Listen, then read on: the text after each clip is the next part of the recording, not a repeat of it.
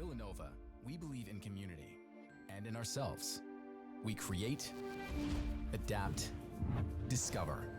And when confronted by uncertainty, we don't stand idly by. We never have. We get involved, lead by example, even when things are tough. Especially when things are tough. We take action because Villanovans are like that. Stronger together. Ignite change. Go Nova. It is Thursday, which can mean only one thing. EGFC Overwatch 2 is live once again. My name is Sam Talks. Joining me, the ever amazing Ocean. Ocean, this week, it's going to be interesting. We've got a couple of really good games to start off this week with. Our first matchup of the day is going to be Bowling Green University going up against Villanova University. Actually, a fun fact about Villanova. It's not actually a fact at all. It's just, I was scrolling through TikTok the other day and saw a field hockey player playing on a Villanova hockey pitch. Well, at least I think so. It's the exact same logo. So, right. Yeah, fun fact.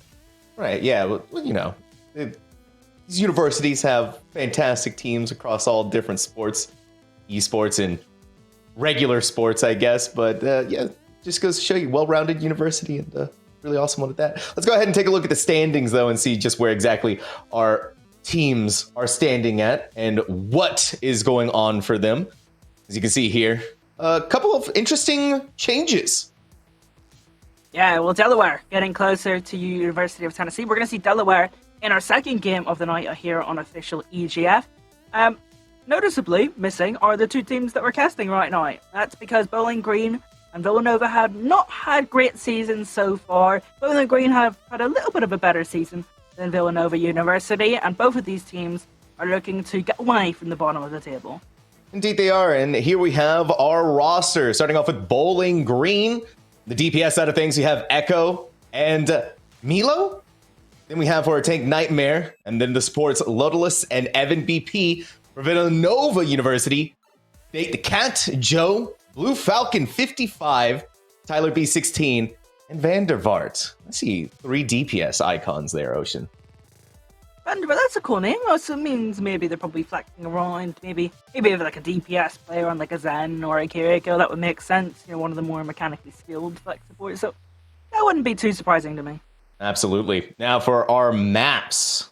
This is going to be, I think, probably the most interesting map pool that we've seen in a very long time, Ocean. Starting off with Oasis, going into Blizzard World, Esperanza, and if we need to, the final 2 maps of Dorado and Ilios. Something tells me there's a reason you use the word interesting and not great or exciting. I'm excited for Esperanza. I am too. I think we talked about this before, Ocean, about how much we like Esperanza as a map as opposed to Coliseo or New Queen Street. It's just a map that looks really good. Oasis, though, to start things off with, it's been a while since we've been here, and some daylight changes taken away from the orange hues, put into the nice daylight hours. Yeah, both teams at the moment flashing Reinhardt. Of course, Reinhardt buffed in the Season 3 patch that we had.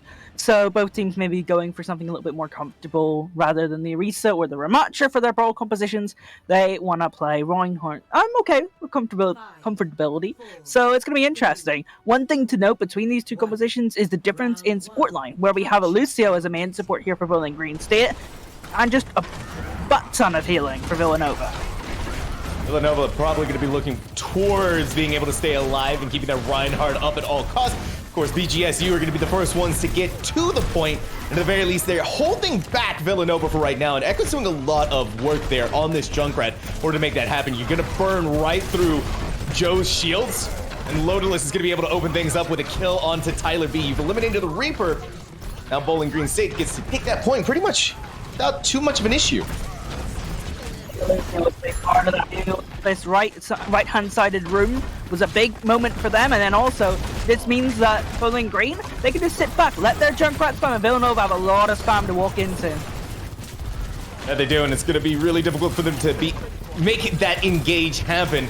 Villanova haven't even been able to get onto the site. Tyler B once again has fallen. The first initial loss there, and it's just unfortunate. Villanova, they can't do anything. Yeah, no, I think that's why you, at least at the start, maybe you could have had your Lucio speed boost out of spawn and then make the swap over to probably the Kiriko and then use a TP, right? I mean, at least your support's built up a lot of ult charge, right? So you're not going to be avoiding any sort of engagement tool in the next fight. You can maybe use the Amp Matrix or the Kitsune Rush just to get into this fight or get sniped by Echo from a mile away. And it's Tyler B again to be the initial pick, Ocean. The CPS, this poor Reaper, has to be cursing under their breath right now at not being able to do anything. All right, there we go. Earth Shatter. Joe lands one, but Nightmare was not going to be fallen down by that. Entering in kind with one of their own. And now Echo gets a double kill inside of it. The Amplification Matrix from Lodal dangerously low, but gets healed back up to full. And Tyler B tried to regroup with the team, and they do. Yeah, I mean, Villanova, they used their Kitsune Rush there, traded with the Amplification Matrix, so like you don't even get like a positive trade out of that fight. You lose the fight, you pretty much go negative in ultimates. Riptire available for Bowling Green, that's probably going to be the win condition in this next fight. Let's see how this is going to go. A lot of different things in Bowling Green's toolkit that they can use. The ultimates for days. Blue Falcon did now use that Amplification Matrix, but not going to get anything out of it. Being brought to heel by that Riptire. Now Nate the Cat inside of this overclock has to do something miraculous here to be able to stem the tide that has been Bowling Green. But, well, you got to touch the point, Ocean. I think I'm going to have to be critical here. I'm enforced. Villanova have... It's only need to awaken the devil inside of me. I don't understand the decision not to switch to a main support and have... I mean, Kiriko has main support tendencies and you can run her as that, but they weren't playing her that way. Like, I don't understand that maybe you could have switched to a Lucio and then you could have rotated around the map faster to avoid that spam. Or if you wanted to play spam versus spam, why not play a Mercy, right? And just kind of pocket Nate the Cat from a mile away. And then maybe you can out-spam that Junkrat or out-poke them with the Sojourn. I would have thought that there were a couple of better options to control tempo in that round. I feel like Bowling Green State were kind of handed that one. Bowling Green, they were... It was... I don't think Villanova set foot on that point even once. And if they did, it was just like a second or two. Bowling Green had pretty much kept them towards their side of the map almost the entire time. And once again, Bowling Green just explodes onto the point. They do get hit with an anti-nade, and that actually puts Nightmare down to the ground, not even to get the healing necessary from Lodalus or Evan. And so it's just going to be backing out. Villanova finally able to get onto there, but Echo, little off angle, able to get a kill onto Nate the Cat, but so far that's it. It's good timing on the off angle as well. Rye just catches Nate off guard at the right time as the team is disengaging and Villanova are focused on that. That's when Echo peaks and now has got the high ground here. This is going to be difficult for Villanova to deal with. And it's going to be Tyler B hanging out in the back line, trying to get rid of Echo. Kind of forgot that he was there, and so while inside of turret form, this is going to take care of them. Echo electing to get off of the high ground to potentially find some healing, but Blue Falcon is still chilling out up there. And that's a really rough stagger. Bowling Green even has the point now. That's rough for Villanova. I like the D.Va swap here a lot, right? There's a lot of high ground here on Oasis City Center. You could contest that. If Tyler B or Nate goes up to it, you can also zone out. The healing of both the Villanova supports, right? You can eat up the Baptiste healing, you can eat up the Ana healing, so you can kind of put Joe under a lot of pressure if you get that Matrix in front of him. And Joe, of course, is trying to brawl, trying to get in your face, so if Nightmare can eat some of this healing and just kind of destroy the utility at the backline of Villanova, I think they're going to be in a lot of trouble. Let's see if it's going to be possible for Bowling Green to have that. You've isolated, once again, Joe from the rest of the team thanks to that. And, of course, look at this Deadeye coming in. It was been able, Villanova surviving thanks to the efforts of that Immortality field. But the Blizzard comes in, sets them all frozen. And the deaths are a-rolling. Yep, good fight. Use self-destruct, make sure you keep control of the choke. Standard operation. I think that's exactly how Bowling Green are playing this series, Sam. Just doing things, the standard things right. They're using their ultimate to win conditions while they're standing up for these team fights well. They're just doing all the basics and fundamentals of Overwatch at a really high level right now. And Villanova just don't have those fundamentals right now. Like, they don't even have a main support, right? So they can't rotate around, try and force out cooldowns and force out mistakes. It's one of the better things you could do in this sort of situation is try and force mistakes from the opponent. But they don't really seem to have the ability to do that right now. Oh, Tyler wants to go desperately in the back line to try and get rid of the tactical visor, but Echo is not having any of that. Gets rid of them, and Nate inside of their overclock. Nightmare is just gonna get right on top of you. Bowling Green, they're in control of this, and with what's happening right here, that's gonna be the end of this round. That's gonna be the end of this map. Bowling Green State University going up 1-0 against Villanova. Standard round of Overwatch, professional round of Overwatch from Bowling Green State University. Didn't do much wrong, didn't make many mistakes, weren't forced into making mistakes, but didn't make any, so you can't really criticize them, can you? Good map for them. Villanova have a bit to work on in the coming maps. Take a look and see what Echo was able to do inside of this play of the game. A lot of kills are coming in from them. Yeah, it's just like you said, Ocean. A really good standard game of Overwatch. They knew everything that they needed to do, and they did it. They did it perfectly. They had all of the right tools. They were using those tools when it needed to be used. It was good ult cycling. The biggest thing I think that we can talk about here is the fact that you have a Lucio, right? This Lucio, we see why it's so important to have. Oh yeah, I think there was a big difference in the support lines there and how they operated.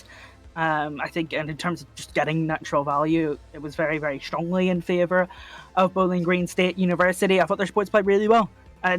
Do I think Villanova supports could have played a lot better? Probably, but we'll see if they can improve in the next map, because that's always been kind of the narrative around Villanova. They have been a team that kind of started from the bottom and have been improving over the course of their 2 seasons in the EGF, and let's see if they can show some of that progress as we head to Blizzard World. Blizzard World, we haven't seen this in quite some time. It's good to have it back in the competitive map pool, but I was going to use the word interesting to say about this map pool that we have in front of us here. Blizzard World, though, the hybrid map, a really long road in order to get to that first point A, and a lot of different positions for the defense to be able to set up to make sure that the attacking side aren't able to get on. And of course, with Season 3, the way that the meta is shifting around, interesting to see how these two teams are going to be able to adapt to each other and what compositions they're going to be running. It's going to be interesting. I didn't really expect to see a Rhine versus Rhine mirror, to be honest, so I'm not sure what we're going to see. I mean, it's going to be possible to have a Brawl versus Brawl battle here. That's possible. But I would probably expect either a dive composition or a poke composition, right? And that's exactly what Bowling Green State are showing us. They're showing us a double sniper-based poke composition where they're going to be trying to play from afar and out-spam, out-poke, and just threaten their opponents as they try to walk up this really long stretch of road before point down. Milo has that very nice Hanzo skin from the fantastic Valentine's Day event. So just had to point that out real quick. Villanova, on the other hand, working with that pharmacy. Soldier back out on the field. Soldier got some recoil buffs to help him out just be that little bit more effective. I'm very interested to see how this pharmacy is going to work for them and whether or not Echo and Milo are going to be able to stop that approach, get them out of the air. I like the the Mercy idea. I'm not sure I like the Fora. The Fora is going to be difficult to run here because there's so much natural cover for these snipers to use in and around the map. See the statue there, the buildings on the right, buildings on the left. But I like the idea of the Mercy, right, where you can also play a slower engage yourselves. Not sure how it pairs with the Rhine, though, because the Rhine wants to get up in their face, where the Mercy kind of wants to sit and poke away with the Fora. Not sure how this is going to match. Well, they can't even get onto the point. They can't even get past the archways, Ocean, before Mello was able to get 2 kills. And another one's coming in from Echo onto Tyler. Undone by the res, but still, Villanova not going anywhere. These picks make more sense, right? Where you got the Sigma that can poke from afar as well as the Mercy and the Far and the Hanzo as well. This is a much better composition. I like these changes from Villanova. Let's see if it nets them anything.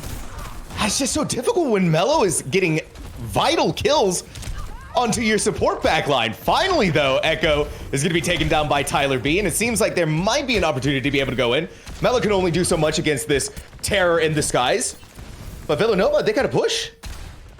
I think it's go time. I think they're waiting for their Rona, but by the time their Rona is back, Tyler B is going to have to deal with a Widowmaker on an off angle, right? Because Echo's not too far away from getting back into this team fight. Yeah, they're taking their dear sweet time to getting onto there. A little trepidatious about wanting to go in without the support lineup, but look what happened when you waited that long. Echo is already back, lands a fantastic headshot. Now Mello is going to be in your back line, taking out Nate the Cat. You're really going to have to hope that Tyler B doesn't get sniped out once more. But when that's happening, Echo's just going to snipe your support. Yeah, I think they waited a little bit too long there. I actually like some of the changes that Villanova are making, so that shows like a good record of improvement. Oh, okay. So they're sort of mirroring, right? So we got double sniper versus double sniper, so they're going to be taking duels. And then the Arisa, who wants to brawl. Okay, so I think the idea, right, from Villanova's perspective, is try and get the Arisa in the Sigma's face with the Lucio, right? And then just have the two DPS take duels with the opposing snipers on the opposition side of things for Bowling Green State. Not sure how this one's going to work out, because I just see Joe just getting pushed away by the Sigma. That's just kind of what I foresee happening.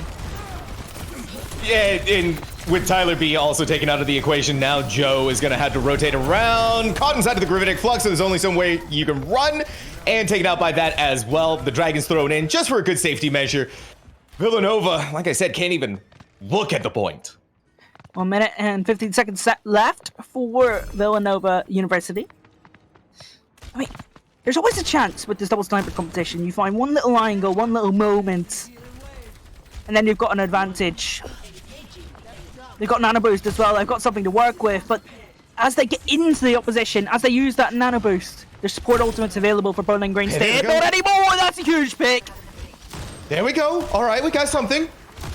It's all about being able to capitalize on that now, though, and want them to go in. But as Tyler B hits the grappling hook, Mello lands an insane headshot, and it's just, even when Bowling Green loses one, they're able to right the ship. They're able to plug the hole, and they're able to keep going non-stop. This DPS of Echo and Mello, though, Ocean, unbelievable from these two snipers. I mean, that was the moment for Villanova. If they were going to get this point, that was going to be it, right? They killed Lodalus, right? So the sport ultimate was gone. That was their moment. They needed to get Joe into the face of Bowling Green and use that nano boost. But I think that time has come and gone. There's going to be a big uphill battle across this uphill stream of Blizzard World Point A. It's again, Mello just lands another headshot into Vandervaart, and now we're going to see Lodalus just use the Transcendence. Why not? Let's go ahead, pop it. Make sure that we're going to be able to stay alive, sustain through it. Overtime has now drained away, and Bowling Green, a full hold against Villanova. Yeah, Villanova, they just weren't able to execute any of their ideas, right? Some of the ideas, the fundamentals of those ideas were good, right? Where we had the poke composition matching the poke composition. Then we had the double snipers matching each other. But the execution was lacking. They were never able to set foot on the point. They were never able to bypass Sigma's spam damage from Nightmare. The execution was lacking, and it's going to be difficult. Yeah, and I think too, on top of that, Ocean, just raw mechanical skill on the side of Bowling Green.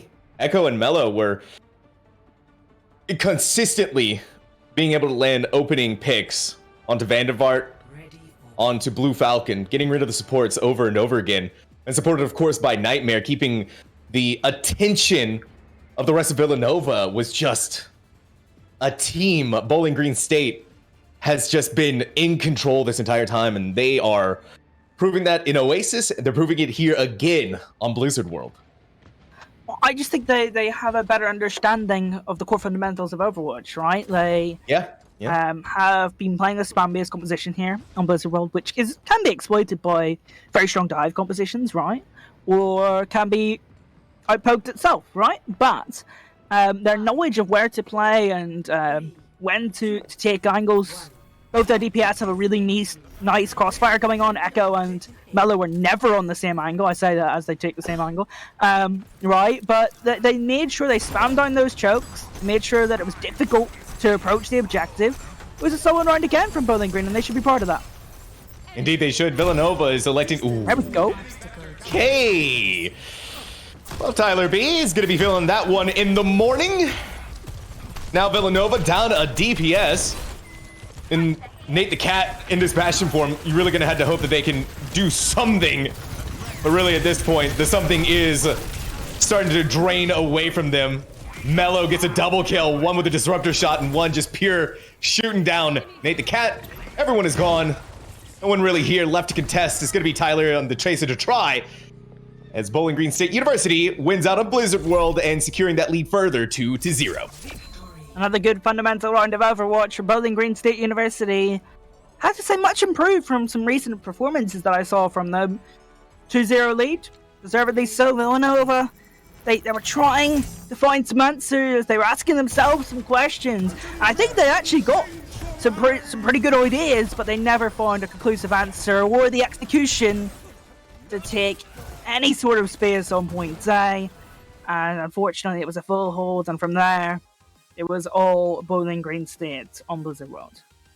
Well, hopefully after this break, once we come back from Villanova, we'll have been able to find out the answers to the ideas that they're trying to pose, because the unstoppable force that has been Bowling Green State University. So don't go anywhere. We'll be back.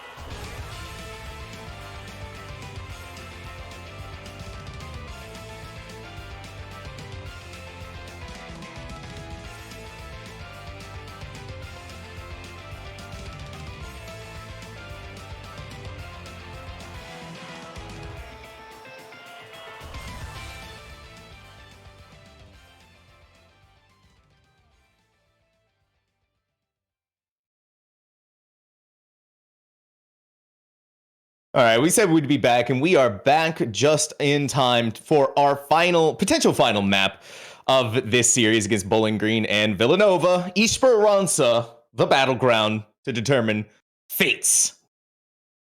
Yep, I like this map, but Bowling Green will like their work so far in this series. Good fundamental performance.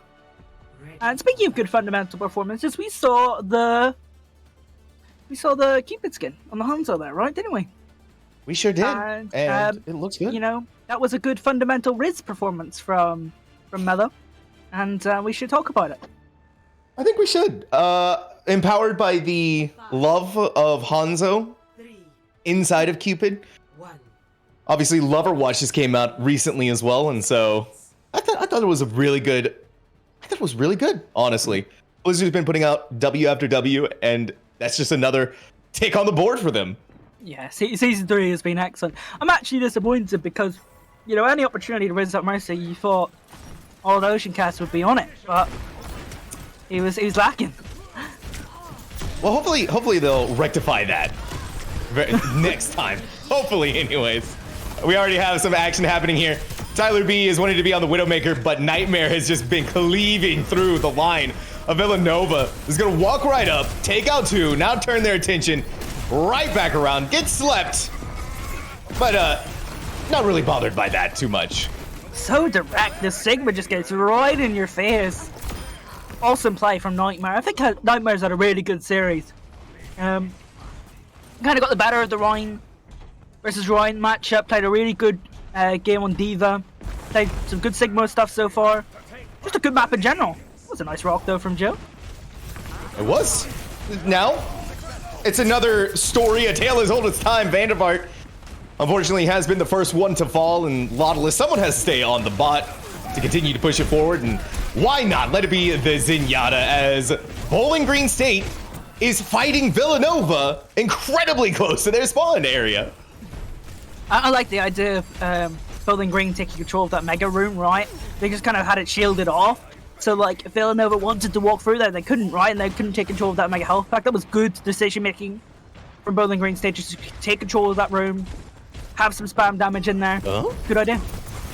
And now we have Evan wanting to get on the kill feed. Takes out Nate the Cat. And really, at this point, you had to wonder, what can Villanova do to stop the tide of Bowling Green? Here's the Deadeye. No heads popped off, but still Evan is taking out another, this time the tank of Villanova.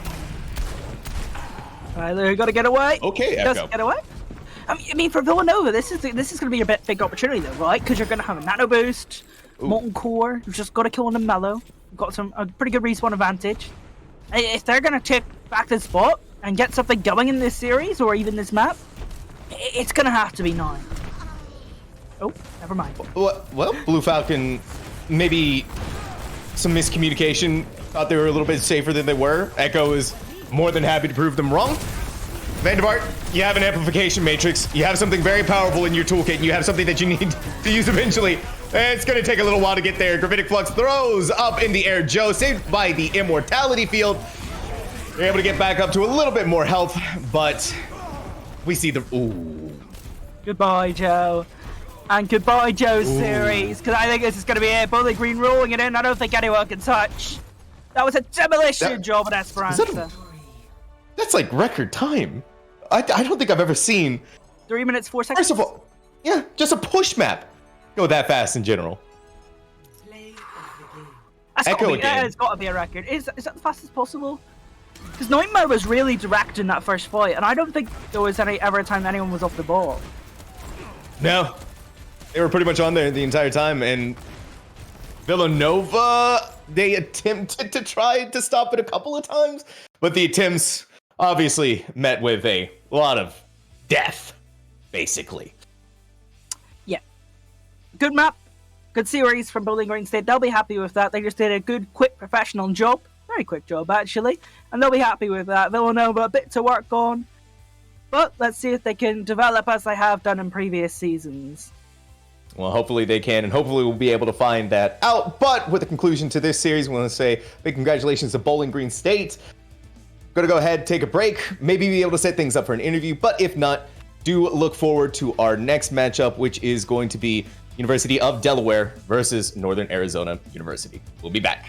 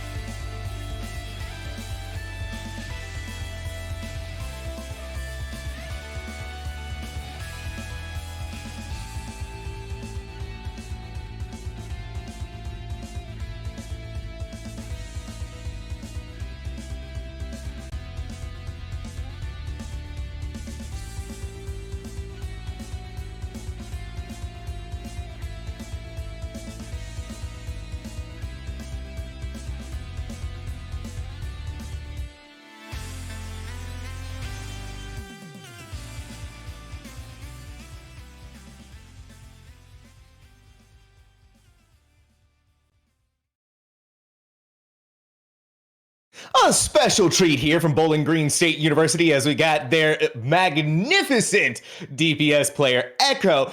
Echo, first of all, congratulations to you and your team. How are you guys feeling right now? We're feeling amazing. We kind of scrapped together the team today. We didn't know if we were going to be able to make it, but very glad we were. Awesome. A very direct performance, right? A very good one, very good fundamentals in there. Let's talk about those fundamentals, and let's talk about the growth of Bowling Green State as a team. And actually, let's start from the start of this split. So, how do you think the team has developed from the start of this split?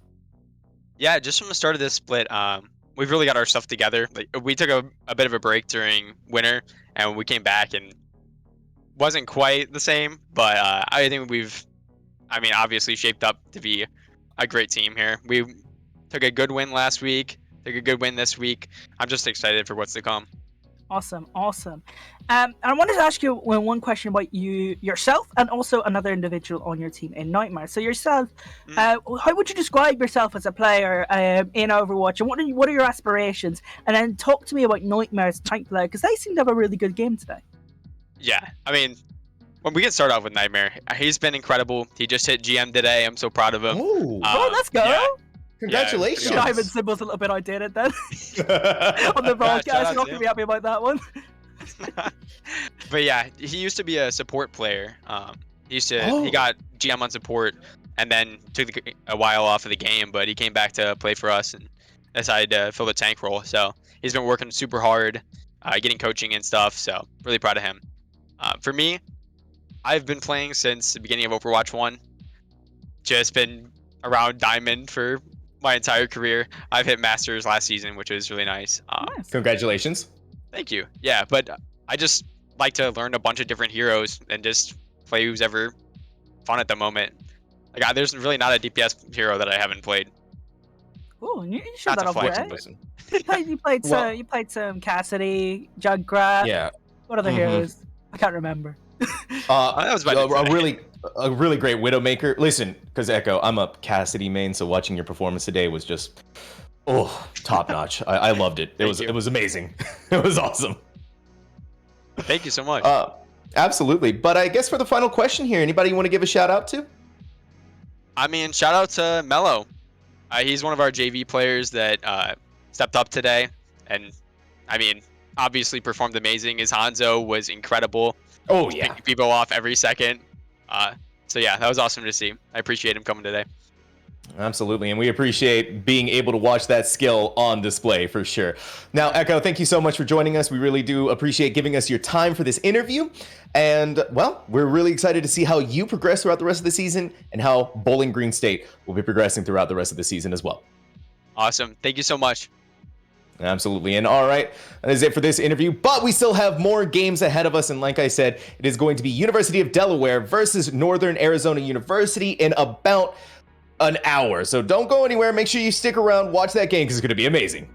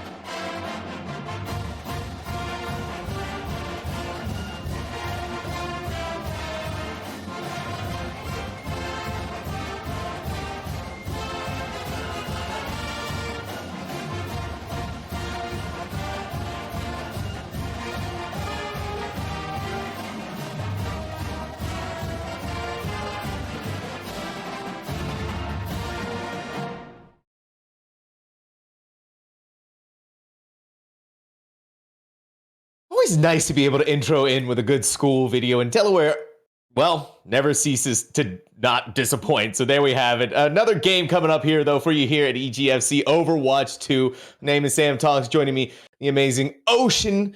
Now, Ocean, we got University of Delaware coming hot off of a big win last week, looking to do it again this week. I'm going to have to go up against Northern Arizona University in order to make that happen. Northern Arizona sitting just inside the top 9 in the top 10. It's probably a better way to do this. Delaware, though. Delaware. Sitting in second right now, chasing down University of Tennessee, who they beat last week, ending UTK's unbeaten run.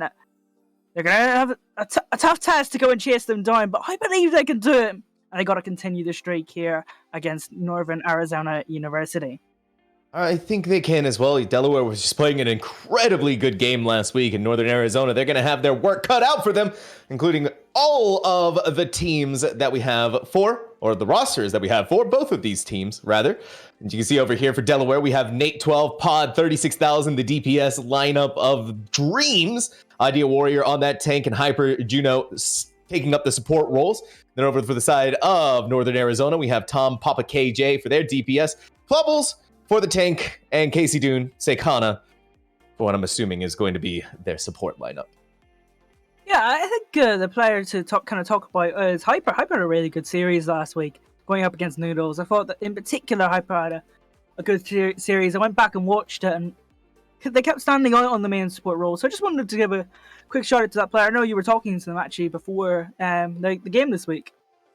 I sometimes like to reach out to the captains, get an idea, and that's what Hyper fills the role of as well. The captain, the main support, who's really holding down the hatches for the team. And they are super enthusiastic, and they say that after their big win against Tennessee, they went to the zoo. They had a good team building exercise at the zoo. We actually saw a photo. Saw a photo, and they had a contender city as well. So they're well treated over there. All I can say is I hope the university is paying the admission fees for their zoo trips. Well, listen, I think they deserve it, right? Especially after what happened, right? They 100% deserve that. What else do they deserve? Going on to some good maps. Well, unfortunately for them, they're going to have to go on to interesting maps. Oasis, Blizzard World, Esperanza, Dorado, and Ilios. Oasis to be the starting map here.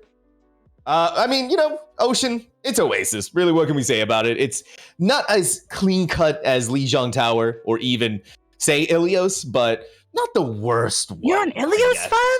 Nah, hang on. I'm not leaving this unchecked. Okay. I'm not leaving this unchecked. You're an Ilios fan? What's going on there? It's not that I'm an Ilios fan. It's just that out of the control maps, I don't think Ilios is the worst.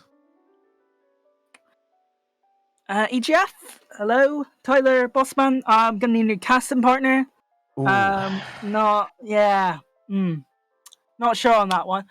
You know what I am sure about is the fact that this is going to be a stern test for University of Delaware. It's not going to be a free win in their bid to chase down UTK, right? It's going to be a tough test. I do think they're favourites for this game, and by quite a margin.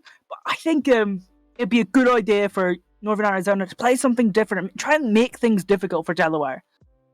That's really what it needs to come down to, is making it difficult, really bucking against the trend of this team that has been able to stand up to the best of the best in this league and take them down. This is what Northern Arizona University is going to have to be setting their sights on. What have they been able to do in this Season 3 meta-shifting changes that have been going on? This is the time for them to really want to go out and bring out all of the stops. Now, here's an interesting thing that I want to say real quick to Ocean for Delaware. Is that I asked them how they're dealing with the Season 3 meta.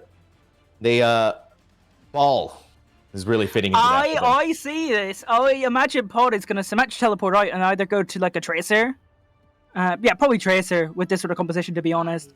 I like this a lot. This is very reminiscent of your sort of typical Shanghai Dragons Overwatch 1 composition, which was like Ball Diva, Sombra Tracer, Zenyatta, Brigitte, and I was right on the money. I like this. It's going to be interesting to see how Hyper gets Junao all protected up with as the main support here, and keeping Junao alive as the flex support. That's going to be important here to see how Hyper plays as Brigitte. It's already starting off a little bit. Nate 12 took a lot of damage for their transgressions of being very close, but of course, Sombra, you're doing what you're doing. You're going to be able to translocate out of there. You're going to be able to stay alive. Right now, the two teams are kind of just staring at each other.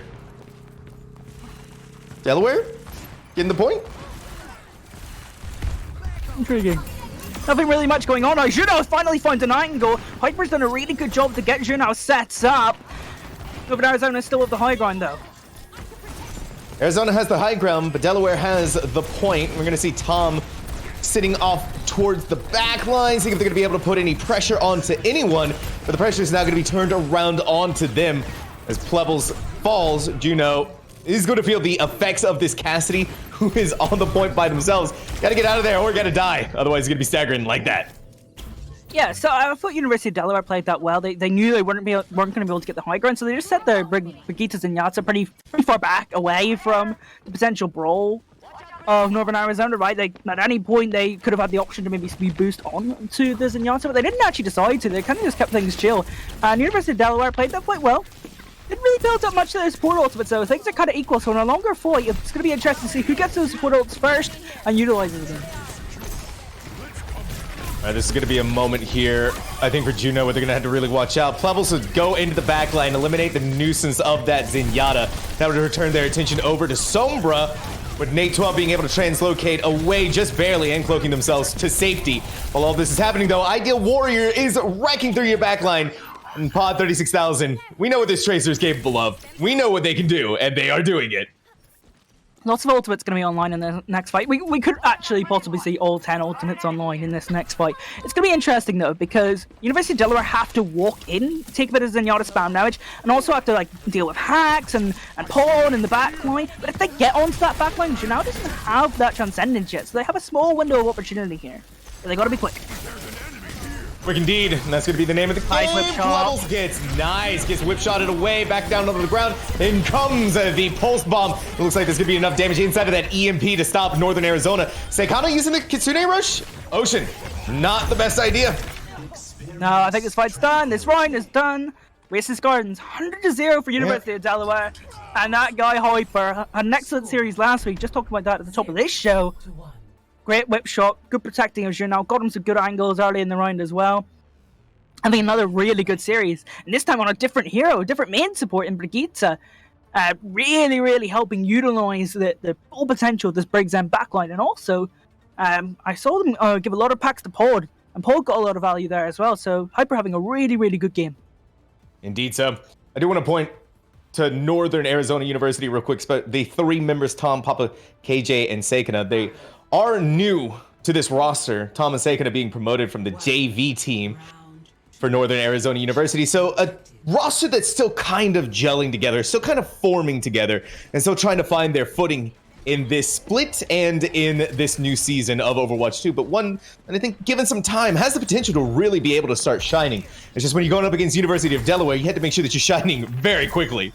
I really like the positioning here from Delaware, because if they get jumped here with this really direct dive in Northern Arizona, they can back up towards the cars in the Mega Health Pack. This is really good positioning. You can see it right there. Plebbles not wanting to take the bait, not wanting to jump in there, waiting for... Just get on point, try to take it, try to get it back, and then force Delaware to come over to you. It seems like it might be working here for right now. It's going back and forth. Seikano was able to get 2 kills of their own. Now it's returning our attention back over onto the site. Delaware may have lost 2 during that team fight, but recovery is clean as ever. That was a good fight for Delaware. I mean, they lost both their supports, right? But what they did was they backed out their supports, and they kind of forced Northern Arizona to commit in their backline. That's what Northern Arizona is going to have to do. That's their plan anyways, with Northern Arizona's composition. But what they did was they forced the entirety of Northern Arizona onto their backline, and then just kind of traded a lot of free damage. And that's why the end of fight cleanup, despite the fact they didn't have any supports, came so easily to them. Good fight again from Delaware. A good execution on the dive from Northern Arizona, but it didn't quite let the fight win that they needed. Ooh, Plebbles able to land right on top of Pod and get Juno at the same time. That's just a double wombo combo. And Plebbles now going big time here with a triple kill. It's going to give Delaware that point from Northern Arizona, the point from Delaware. This is now going to be a big test, because we haven't seen University of Delaware have to attack the objective, right, have we?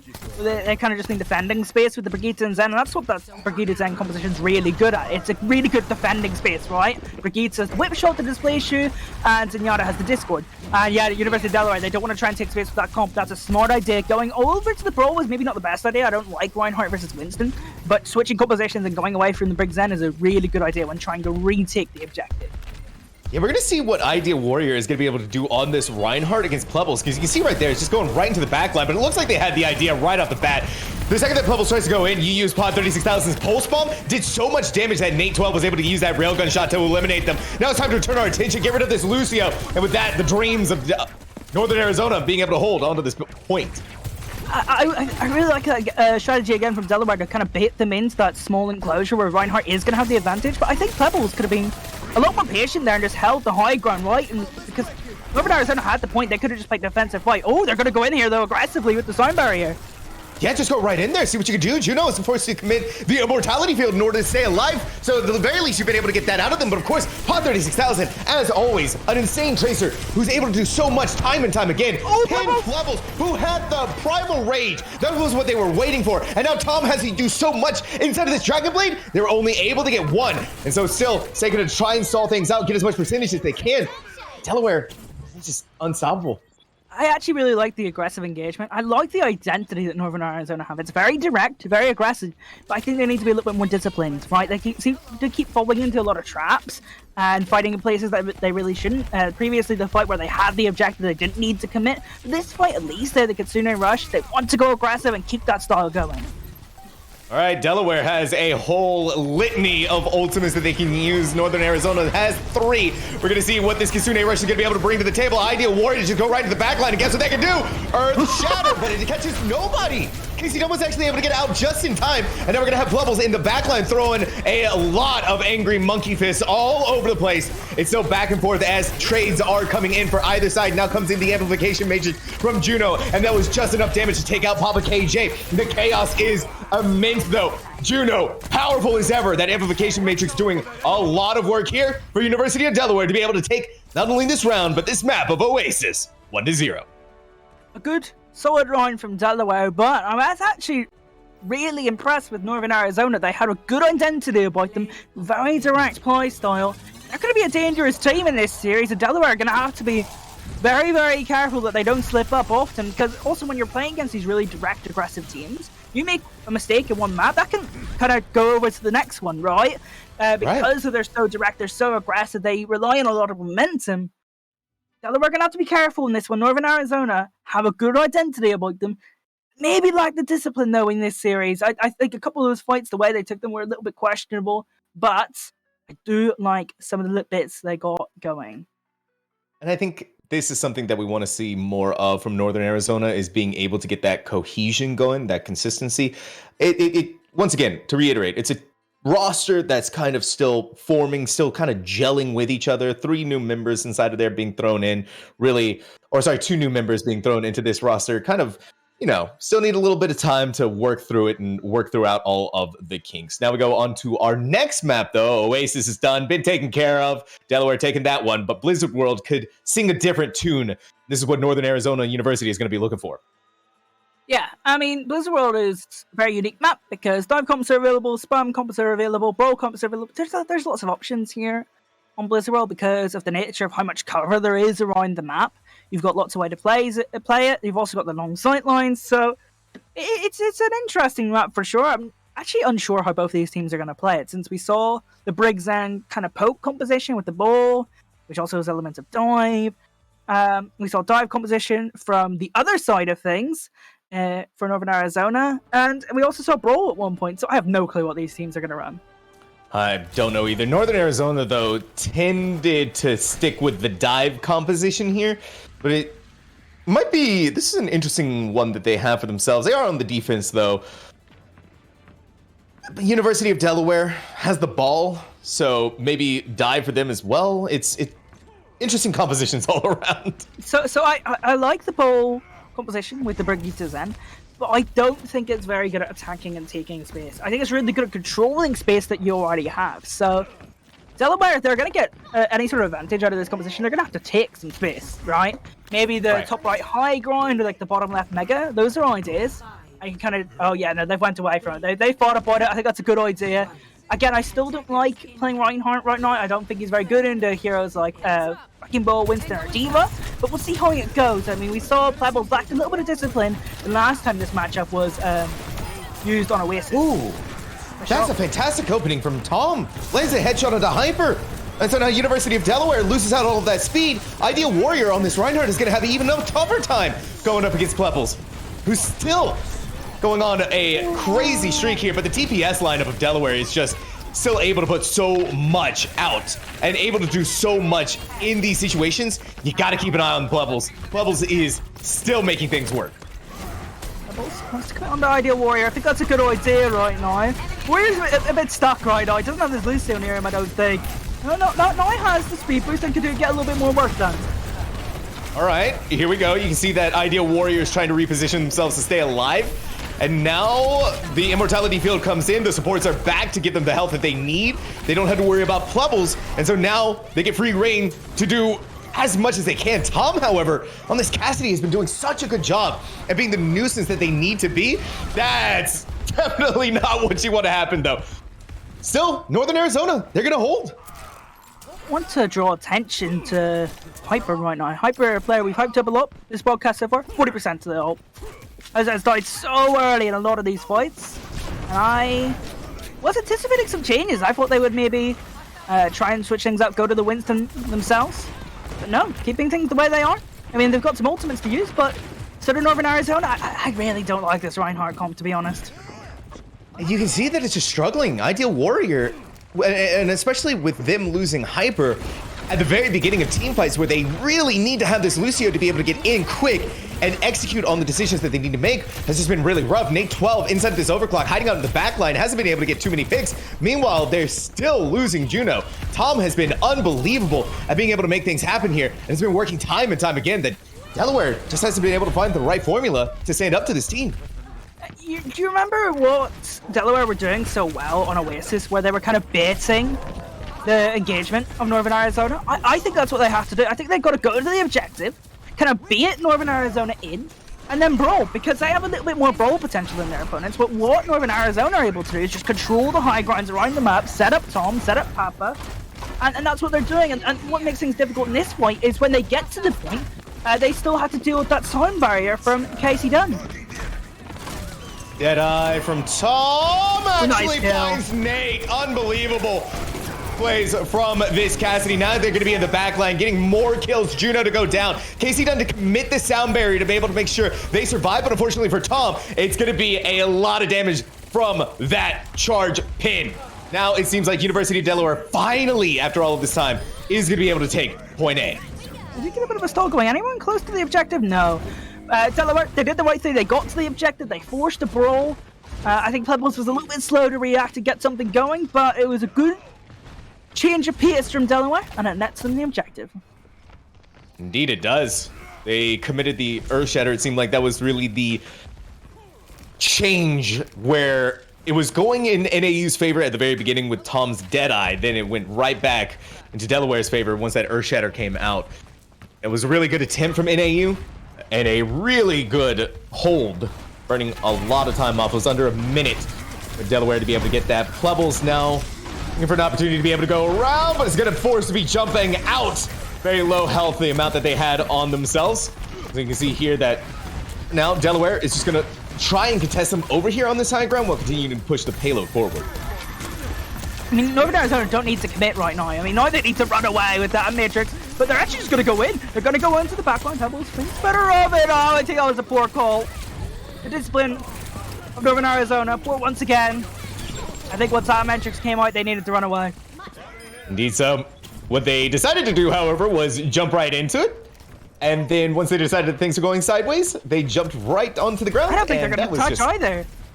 It's going to be difficult. Yeah, I don't think it is going to be difficult. Someone is actually going to be able to touch in time is Casey Dune.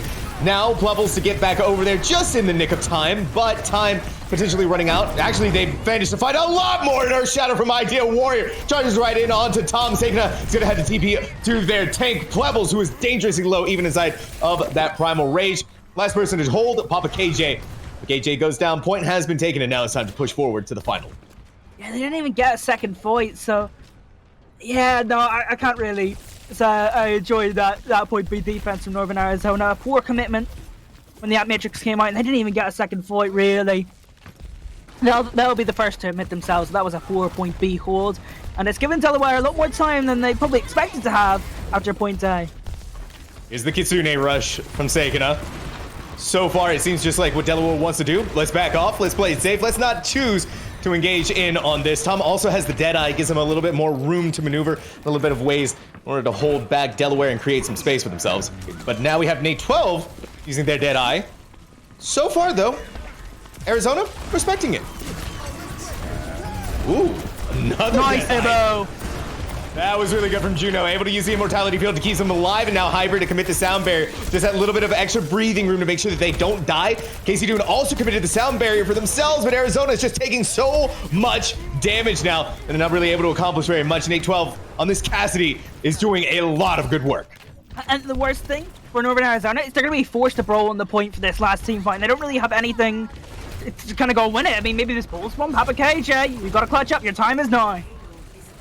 Let's see what you're going to be able to do here, Papa KJ. This Pulse Bomb is going to have to do a lot of work here. And unfortunately for them, the work is just going away. Pod 36,000 on the other hand, ready to get the double kill. No one to touch. Casey Dune tried their best, but Delaware goes all of the way with, I believe, 1 minute and 49 seconds on the clock.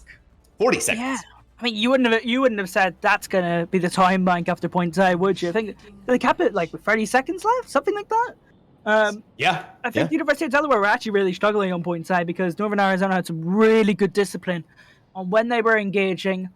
They weren't falling for different baits. Again, I don't think Delaware were planning on kind of baiting them into brawling, but every other fight after point A, Delaware's commitment wasn't really onto a backline; it was into a brawl that they're not favored in, and I think that's something that Northern Arizona, is going to have to think about when they're playing this Winston composition, because I think the fundamentals that they have and the playstyle they have is fairly good, but they need to understand when they're playing against the Reinhardt composition, there are certain spaces where they are not going to have advantages. There are certain spaces where they 100% will, and that's why Winston versus Reinhardt is such a cool matchup. But I don't think after point A they got any of those places right. They played a lot of close quarter fights, and they weren't able to get anything going, and that's why University of Delaware were able to clean up that attack.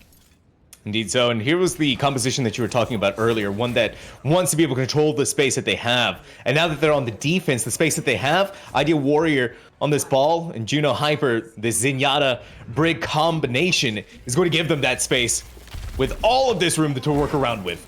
This is essentially the space control composition, right? Because you've also got the Torbjorn as well, right? So you're also trying to shield your backline here with the Torb turret, right? Just kind of block off anyone who wants to go onto this backline. But Pebbles has got something set up, and good whip shot, I think that was. Indeed so, and you see, look at where Plebbles is, so low. The Spores have to come in to be able to make sure that they're able to stay alive through this, but they're just not going to be able to. It's Nate 12 on this Torbjorn is going to put so much damage out. That whip shot, I think it was a whip shot in the end, unless it was a Zen kick in the air, but I don't think that's what happened.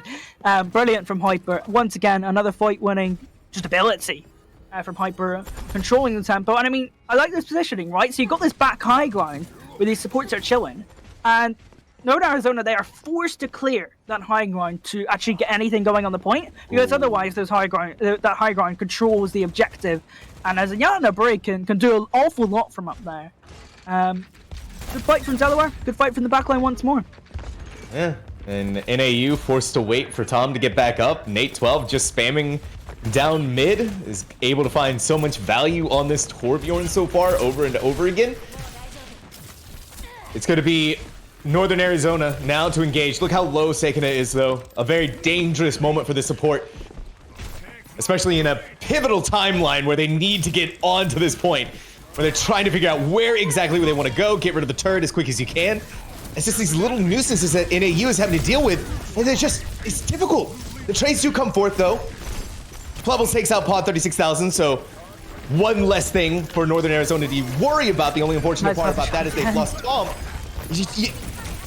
Ocean, it's like you said, they're trying to do it again, but Juno and Hyper are just supporting each other so well and so cleanly. Ooh, nice. That it's really difficult. There we go, though. Papa KJ finally manages to find out this, and Yada gets the kill onto them, turning their attention over to Nate 12. Ooh. But Nate is unbelievable. I think Northern Arizona could do with a better stage for their dive, right? You know, you kind of just got Plebbles and KJ going in from sort of the same angle. Maybe a good idea would be have that Kiriko poke from maybe the top left to the top right on Hyper screen right now. So that the Kiriko threatening the opposing backline, have the Winston dive on top of them, and maybe have the Tracer come from the right, and then you've got to deal with 3 different heroes from 3 different angles, right? And then you have the Lucio and the Cassidy spamming from a long way away. Just give Delaware more things to think about, because right now all they have to think about is the Winston diving on their backline and getting rid of that Winston. Yep. And now University of Delaware, if they have to worry about that Winston, guess what? They have so many ultimates in case things go wrong. There it is. Hyper to pop the Rally, Juno to pop the Transcendence, making sure that they stay alive. Plebbles is going to be Primal Raging, but that turret with that Discord Orb, look at how much it's doing there. And even Papa KJ in that backline is not getting rid of that turret, is putting up so much pressure, putting out so much damage in combination with that Discord Orb. You see them falling one after another. Sagina was able to get 1 kill on the part of 36,000, but really, at this point, what else are you going to be able to do? I think they got to leave. I think they got to leave, get a clean reset, because they've got 2 support ultimates. This is very winnable in this last team fight, but if they lose a player now, I don't think Northern Arizona will get another chance. I don't think that they will either. Less than 30 seconds to go. Ocean, this is the moment where you need to use everything, and the kitchen sink. It's going to be them going right into the back line. Ideal Warrior is using the minefield to really control where exactly they're going to be able to go. Papa KJ, that was a pulse bomb that did not need to miss, and unfortunately it did. Tom also taking a one-way trip down into the beautiful waters of Blizzard World. This is really not the stage for Northern Arizona, not what they wanted to happen. University of Delaware, a full, complete hold, and another map win, 2-0 against NAU. You know what I thought about that map? Granted, I think Northern Arizona staged their dives very poorly, but they were a very direct team. And I like that. It's good identity, but again, you can kind of see where that strategy needs a little bit more work, especially in the staging before the dive and setting up that dive. Delaware, that was a perfect example. I would love to do a VOD review just showcasing what Brigitte Zen is capable of, right? It's really good at controlling space, controlling areas, key areas on the map. In this case, the objective, and also the big long sight line right from the spawn door to point A on the attacker's side. That's exactly what it controls, and that's a large portion of Blizzard World. They also had the Torb turret, which controlled certain areas, and the Wrecking Ball just causing havoc when these engagements under the backline were trying to happen. It was a really, really good kind of proof of what Brigitte Zen is capable of. I like that. It was a really well played round, really well executed. Yeah, I couldn't agree more. I mean, this is just an insane team in Delaware. Obviously, that team that was able to take down one of the best teams, actually the best team currently in this league, at the very least according to the standings. And so here we have them. They're wanting to continue that momentum building up week after week, and they are just unstoppable right now. So we look towards the possible final map of Esperanza. All that Delaware needs to do is win out. They win out here in this series. NAU needs to step up, begin the reverse sweep. It has to happen here in Esperanza. Yep, Esperanza, my favorite push map. One of my favorite maps in the game right now, actually. I really enjoy watching it, really enjoy playing it. Really enjoy listening to Coach's Theorycraft on it. And this is actually one of the maps that I first saw Coach's Theorycraft for this map, for the Brigitte Zenyatta comp, because there's lots of high grounds that you can kind of control. The problem is with push, you need to move the robot, right? So once you control high ground, you then have to move the robot, and then you're not on the high ground because the bot's not on any high grounds. It's a really simple concept in push, right, Ocean? You just got to push the bot. But sometimes having to push the bot puts you into makes you give up some really advantageous positions, or push you into positions that you don't necessarily want to be in. And so that's kind of the mind games that you have to have inside of push. Delaware, once again, looking towards this ball, Briggs in combination. Nate 12 back on the Sombra, Pod 36K on this Tracer. So Northern Arizona not wanting to change up too much here with what they've been running with so far. Tom this time instead of the Cassidy on the Sojourn. I like the idea of the Sombra here, especially since like when you have to go towards the robot, you're going to need a little bit extra protection, and Sombra with a hack can probably provide that. I like that idea from University of Delaware. I think it's a good adjustment. Delaware is a really good team at being able to adjust. Juno is going to have to adjust out of there, but look at how well, okay. I was going to say, look at how well they're able to survive. Tom, though, is going to put that right to bed with a well-placed railgun shot onto the Zenyatta, getting rid of them. And Casey Dune looking just as good on top of that in that side of that kill feed. Northern Arizona still not quite went out in this team fight, but the bot is going to be moving in their favor very soon. Yeah, no, I'm surprised to see them stay on the Zenyatta break here. No, they're going to have to play on some flatter areas. I mean, I guess, like, towards the checkpoint, there is a back high ground and also the mega health pack you can play right. I think that's where they're going to play, actually. You see Juno over there with Hyper already. That's the area they're trying to control right now, this mega health pack round. But when they have to walk forwards and take further areas of the map, that's when they're going to struggle. And this is a conclusive example of when they have to go and take space. And you can see just how much Delaware is giving trouble to Northern Arizona. They won out in that team fight, but Delaware is still hanging around, still doing a lot of damage. They were only able to get that bot 22.14 meters. And with the way that Delaware is playing, they're able to get back onto the side quick. An EMP has already been built up, but it doesn't look like it caught too many of NAU inside of it. Still, though, even through that, Casey Dune is going to use the sound barrier. But you've already lost levels. You've lost out on your Kiriko as well. University of Delaware, that's a big win for them in more ways than one. Yeah, no, Delaware played that fight well. I do think that Northern Arizona were a bit slow when the Zenyatta and the Brigitte are rotating up to the high ground where the Winston was. I think Plebbles and Papa KJ should have been on that a little bit sooner. Made things a little bit more difficult for them, and now it's going to be more difficult for NIU. Why? Because Delaware, they have some kind of get-out-free tools, right, in the two support ultimates that they have. And Northern Arizona don't really have a support ultimate to match them in terms of the sound barrier, so they're kind of behind right now, or NIU, despite having such a good start. Yeah, you're going to have to really hope that Seikana in this Kitsune rush is going to be able to do something, but Ideal Warrior is going to use the mines. You're going to really limit a lot of the room that Pebbles can use inside of this Primal Rage. They've also been hacked, and now it's going to be them to try and go to the back line. But try as you might, Pebbles just goes down. Look at all the assists in the kill feed that fight. That was a really good example of how to peel with Sombra and Wrecking Ball. The engagement went onto the Zenyatta and the Brigade, so the minefield went down. Yes, they used both support ultimates, and probably didn't have to use both. Maybe just one would have done. But they used the minefield to zone out players, used the Sombra to hack players to keep their backline safe. It was a good example of peeling on those heroes. Ooh. Ideal Warrior in the backline just gets rid of Papa KJ immediately, and now Seikana is going to have one less teammate that's going to get advantage of this Kitsune rush. Tom, holding onto the overclock for now, is able to get the clean shot on about 36,000, turning their attention over to Ideal Warrior. And for NAU, they're able to hold off University of Delaware very close, very, very close to these forward spawns. But Delaware, tenacious as ever, is not giving up without a fight. They're actually going to be able to make it. I thought NAU had that, but Delaware turns it around. Good fight. Good turnaround. Not even more difficult for NIU to turn this map around and the series around as a whole. They have got one tool, and it's Tom with the overclock. Juno, Hyper don't quite have their support ultimates up yet.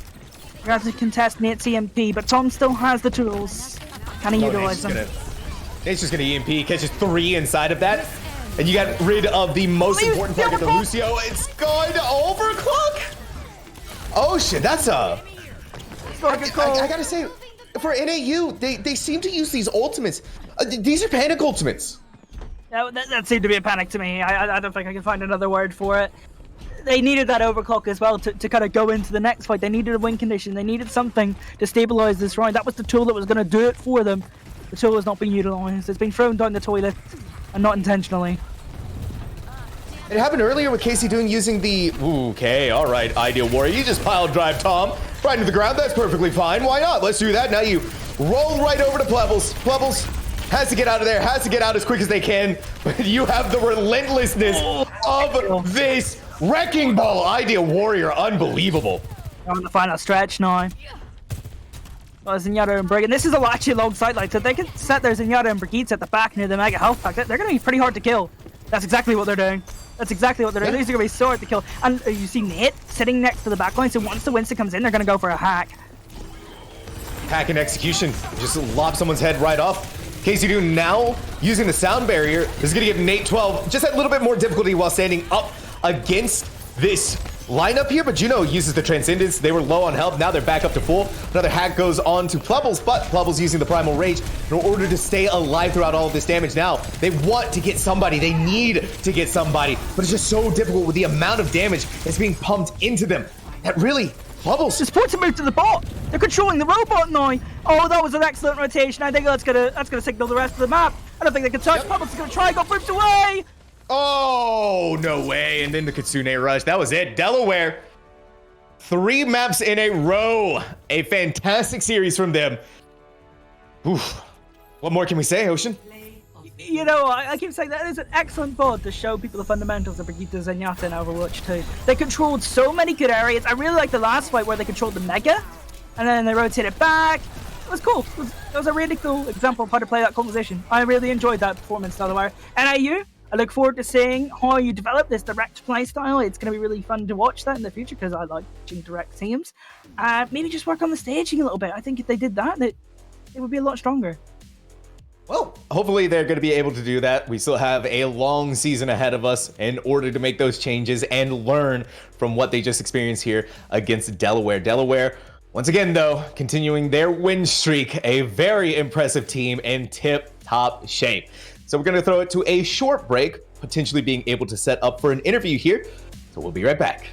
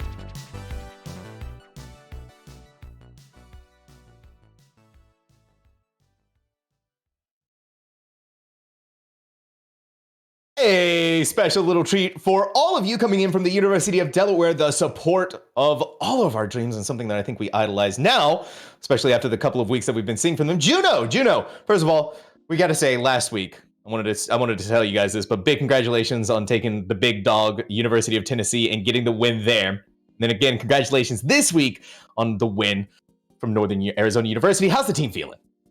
We're feeling good. I think Today they threw a little bit of a curveball at us with the monkey stuff early, and we got a little confused. But I think we figured it out pretty quickly. And then obviously, yeah, the win against UTK last week felt really good. I think we went into that just kind of thinking that we would play the best we had, and then we kind of realized we had a chance. And so now I think going into the rest of the season, we're feeling good that we can kind of beat any team. No, I know you probably want to be asked about a certain event that happened after a win against UTK. However, I want to talk about something else right now at the immediate moment. And I want to talk about the fundamentals of the Brigitte and Zenyatta backline, because you guys played that quite well for a collegiate roster. I was very impressed by what areas you controlled around the map and why.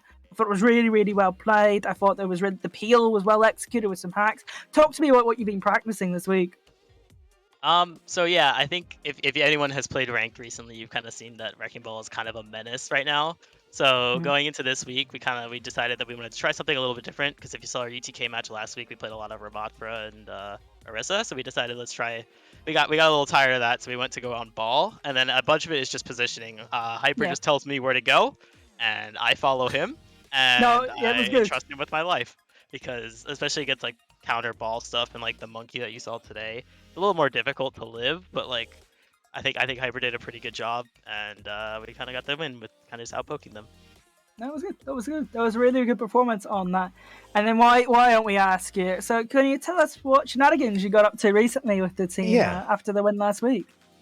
So after beating UTK, our captain Hyper decided that we needed to take a road trip to the local zoo, because he's a big fan of the pandas, excuse me. So he decided that since we all get free admission anyway, because it's like the winter hours for something, we went to the zoo, and we sat and we watched the pandas for a solid half an hour. And by the end of it, I mean, we got kind of tired of it, but Hyper was having fun, so that's really what mattered. And then and so we took some pictures, we sat with the pandas for a while, and then we left. Apparently it's our winning tradition now, so it might happen again this weekend, who knows. I'm a big panda guy as well, I understand it. Yeah, well, it was like I said, we were talking before we came live, and I told you that the literal first message that Hyper ever sent to me was telling me about the team and then a picture of him with the red pandas. So yeah, Hyper is a guy who really loves the pandas out there. And so once again, just big congratulations to you, to the team. I am excited, I guess, about more zoo pictures coming out from this weekend's road trip. So, definitely have to hit us with that. But, anybody you want to shout out? I mean, obviously I gotta do it for Hyper. Shout out to the Brandywine Zoo for letting us come in and take some pictures with them and take some pictures with their pandas. But no, more seriously, shout out to our esports coordinator for making this all happen. I guess he kind of helps us figure out our day by day. And then shout out obviously to all the people that watched, my family, my friends. Thank you for always supporting me every day. And then obviously shout out to my team for getting another big dub and moving on to, I think it's like 9-1 now. So yeah. Catching UTK. Catching UTK. It's an impressive record. It's and one that we're eager to see continue to grow throughout the rest of the season, as with you and your team. Juno, thank you so much for joining us. And like I said, we're just very excited now. Thank you. All right, and that is going to be it for myself and Ocean here, but we still do have more games coming up on this specific channel here for EGF. I believe the next one that we're going to be going into will be some team, Northern Utah against UTA. So there we go. Thank you to Juke in the background, giving me that information, and of course for being a fantastic producer. Ocean, anything you want to say before we head up? I'm with Hyper on this. The pandas are cool. Pandas win Overwatch games. Gotta go and see the pandas.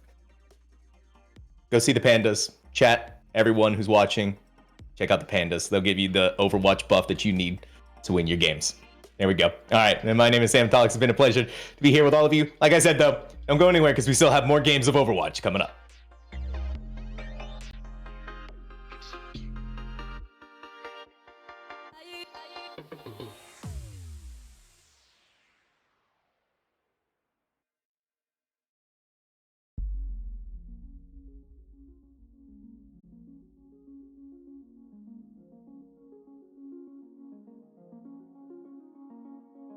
able to squeak it on through, and now able to have that 2-0 series lead heading into Esperanza, where it leans more into the philosophy of control, which they played extremely well. It was not as close. Back over to Oasis, so I definitely think William Mary, now that they've escaped to death in that map too, they might have just set themselves up pretty nice. A 3-0 could be just around the corner, but this corner is a big one. We're going to throw it to a super short break. We'll see you right back here in just a few minutes with our third and possibly final map of this series.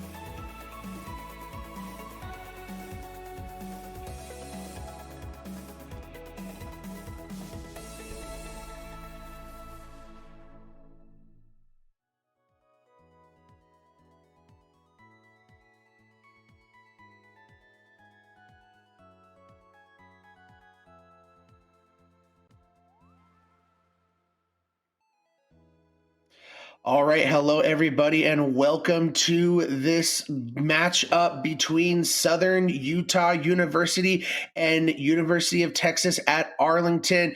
The matchup between the 3 and 13 seeds in the standings currently. So for UTA, they are trying to climb the board. They're trying to reach the top. They need to try and recapture the 1 and 2 seeds, trying to take it away from UTK and University of Delaware. And for Southern Utah University, they are trying to get themselves into this top 10. So this game is ultra important for both teams, as we're going to go ahead and take a look at the maps that we have for you guys tonight. And we are going to be starting off on Oasis, and then Blizzard World and Esperanza. And if we have to go to further maps, we will go to Dorado and Ilios. But focusing on Oasis and these rosters we're now seeing on the board for Southern Utah University, we got Relidox, Asian Boy, Dolphin, Vanguard, and Compress. And for UTA, we got Dez, Andrew, Stank Badge, Shing, and Tomato Lord. Both these teams are really good teams. We're looking for a great match, and Oasis is the perfect starting point. I mean, with the meta that we've seen so far, we've seen a lot of Wrecking Ball. We've seen a lot of Winston sometimes. Reinhardt and, Orisa for any kind of rush style compositions. So I'm excited to see, especially coming to Oasis, depending on the sub map, Reinhardt can reign supreme. Ball has its place. As we start out on University, it looks like for Southern Utah, they are going to pull out the Reinhardt composition with Vanguard. So again, they're going to be all about that upfront damage. Asian Boy and that Reaper looking to destroy the enemy shield. UT Arlington matching them, except they're going to have Dez on the Symmetra. So they're trying to get to point first, set up, get these these turrets set up, and start unleashing the damage and building up that charge, trying to break the shield as quickly as possible. As we're already seeing some poking and prodding, UT Arlington doing a smart job taking control of points. Southern Utah, they're going to TP straight up there, get in their face, as we're going to see an early immortality field coming out from UT Arlington. Stank Badge getting the better end of Compress as UT Arlington takes an early decisive pick in the fight, and that is going to allow them to take early percentage on the point. And it's going to be a complete reset. It's hard to push in without your Lucio in these Reinhardt-based compositions. But UT Arlington is out for blood, takes Vanguard off the edge, and they're just going to drive Southern Utah back into the spawn room. As we see a little bit of golf happening there for Tomato Lord, as they just shoot Compress right off of the side of the map. Hi everybody, glad to be here. Just finished up in high school. They were running a little behind, but good to be here in the collegiate scene. As we go ahead and get into the action, Shing already having this amplification matrix online, but Vanguard Shatter is going to be the big thing that's going to be able to open this sucker up. 42% and climbing right now as they're looking for the rotation to be able to find that opportunity. Kitsune Rush invested. Vanguard looking for that opening, but the amplification matrix is holding them at bay, doling out a heck of a ton of damage, but the Kitsune Rush is filling in that heals. Vanguard looking for the shatter, is able to find it, but it's not going to be enough. Dez and Andrew just shredding the back line with beams upon reason, and that's going to be a lockdown once again from UT Arlington. Now, unfortunately for Southern Utah, Jack, I think that shatter that Vanguard used, they were already down 2, and it's kind of a desperation trying to make a play happen. But that's the power of UT Arlington's adaptation, using that Baptiste, having the amplification matrix to throw that down in the middle of the Kitsune Rush. It's just that space that you buy with the Kitsune Rush just all goes away as a crazy flank shatter with the teleporter comes in. A beautiful utilization of the flank shatter, but the sound barrier was there for them to be able to hold on. Compress does take down Tomato Lord, but gets evenly traded by the overclock of Andrew, able to take some of their own, but Asian Boy is in the back line, blooming the Death Blossom, taking down the Immortality, but will it be enough for them to hold on? We see Tomato Lord now swapping on over to the Wrecking Ball, looking to see if they can get on point fast enough to keep this point in their control, but it doesn't look like it's going to be the case with the feeds coming in. Andrew is able to find Reladox as well as Compress, and nothing seems to be shutting down Andrew except a charge from Vanguard, who gets booped into the side room and is not able to get back out in time. 100-0 as UT Arlington go ahead and lock down the university. Yeah, and they're already showing why they're the number 3 seed in this bracket. Jack, they are looking impressive. What I liked is not only to have that adaptation of the Baptiste, but when they knew all they needed was to swap to this ball, get back fast, and keep applying this pressure, because they had this players getting the picks, had the skills they needed. They are making very smart adaptations, and that's what you need to see from teams like this, especially a team like UT Arlington, who's trying to get up to the UTKs of the world, to the Delawares of the world. Yeah, that's going to be the big opportunities that they're going to be looking to take when it comes to pushing into this objective with the Bastion of all things. Reladox looking to dole out as much damage as possible, but Dez on this Echo, if it's anything as powerful as Andrew's Sojourn, they might not have much room to breathe as they go ahead and burn down Reladox. And that's going to be the opening they need to be able to lock down this objective. The rotation to the high ground to try to see if they can give some heals back to Vanguard, but it's not going to be enough. Southern Utah University going to have to go back to spawn, lick their wounds, and try again as UTA takes the point. Jack, I don't know if this is a hot take or, something, you guys are going to be looking at me side eyes for, but I am a very big fan of these Echo compositions. I think Echo is one of the most satisfying heroes to watch be played well, to glide through the sky perfectly, hit those sticky bombs and getting that focusing beam combo in, especially to lock that all up in combination with a Wrecking Ball like we're seeing with Tomato Lord. It's just so nice, and I'm loving what I'm seeing so far. Yeah, I mean, it really is a fluidity in the way that these characters are played. As you can see, Tomato Lord not even needing necessarily support on their side if they can whip around and be able to grab those health packs quickly.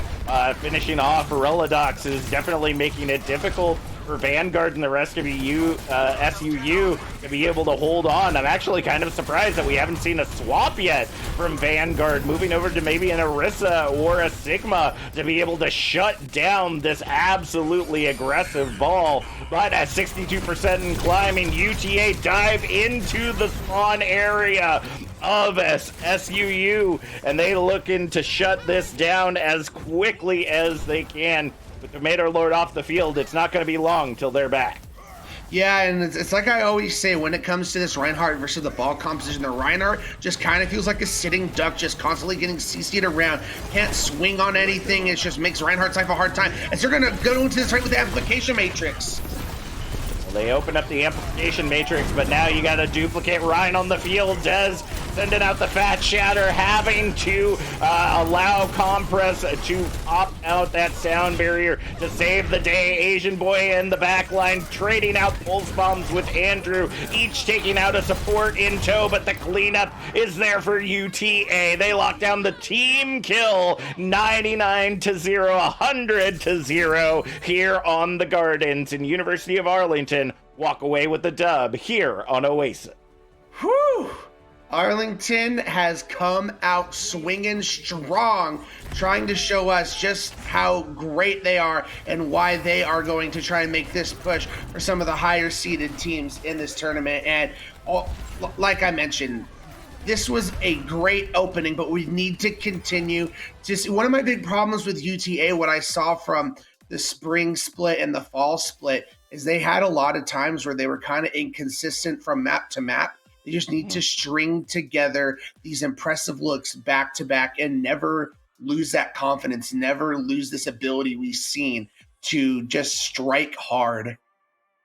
Yeah, I mean, that is something those high-level teams are known to do very elegantly, and especially with heroes like Wrecking Ball coming back into the meta, if you can even say that there really is a meta anymore, with everything kind of zoning in onto this very, very good sweet spot in Overwatch where, you know, pretty much anything can be played if you play it well enough and be successful at it. So we'll have to see as things continue to evolve, especially for UTA, if they'll be able to continue to keep up this pressure, because going into a map like Blizzard World, where you have to close that gap rather quickly, this might give SUU, if they are more for the distance battle, some opportunity to keep them in line.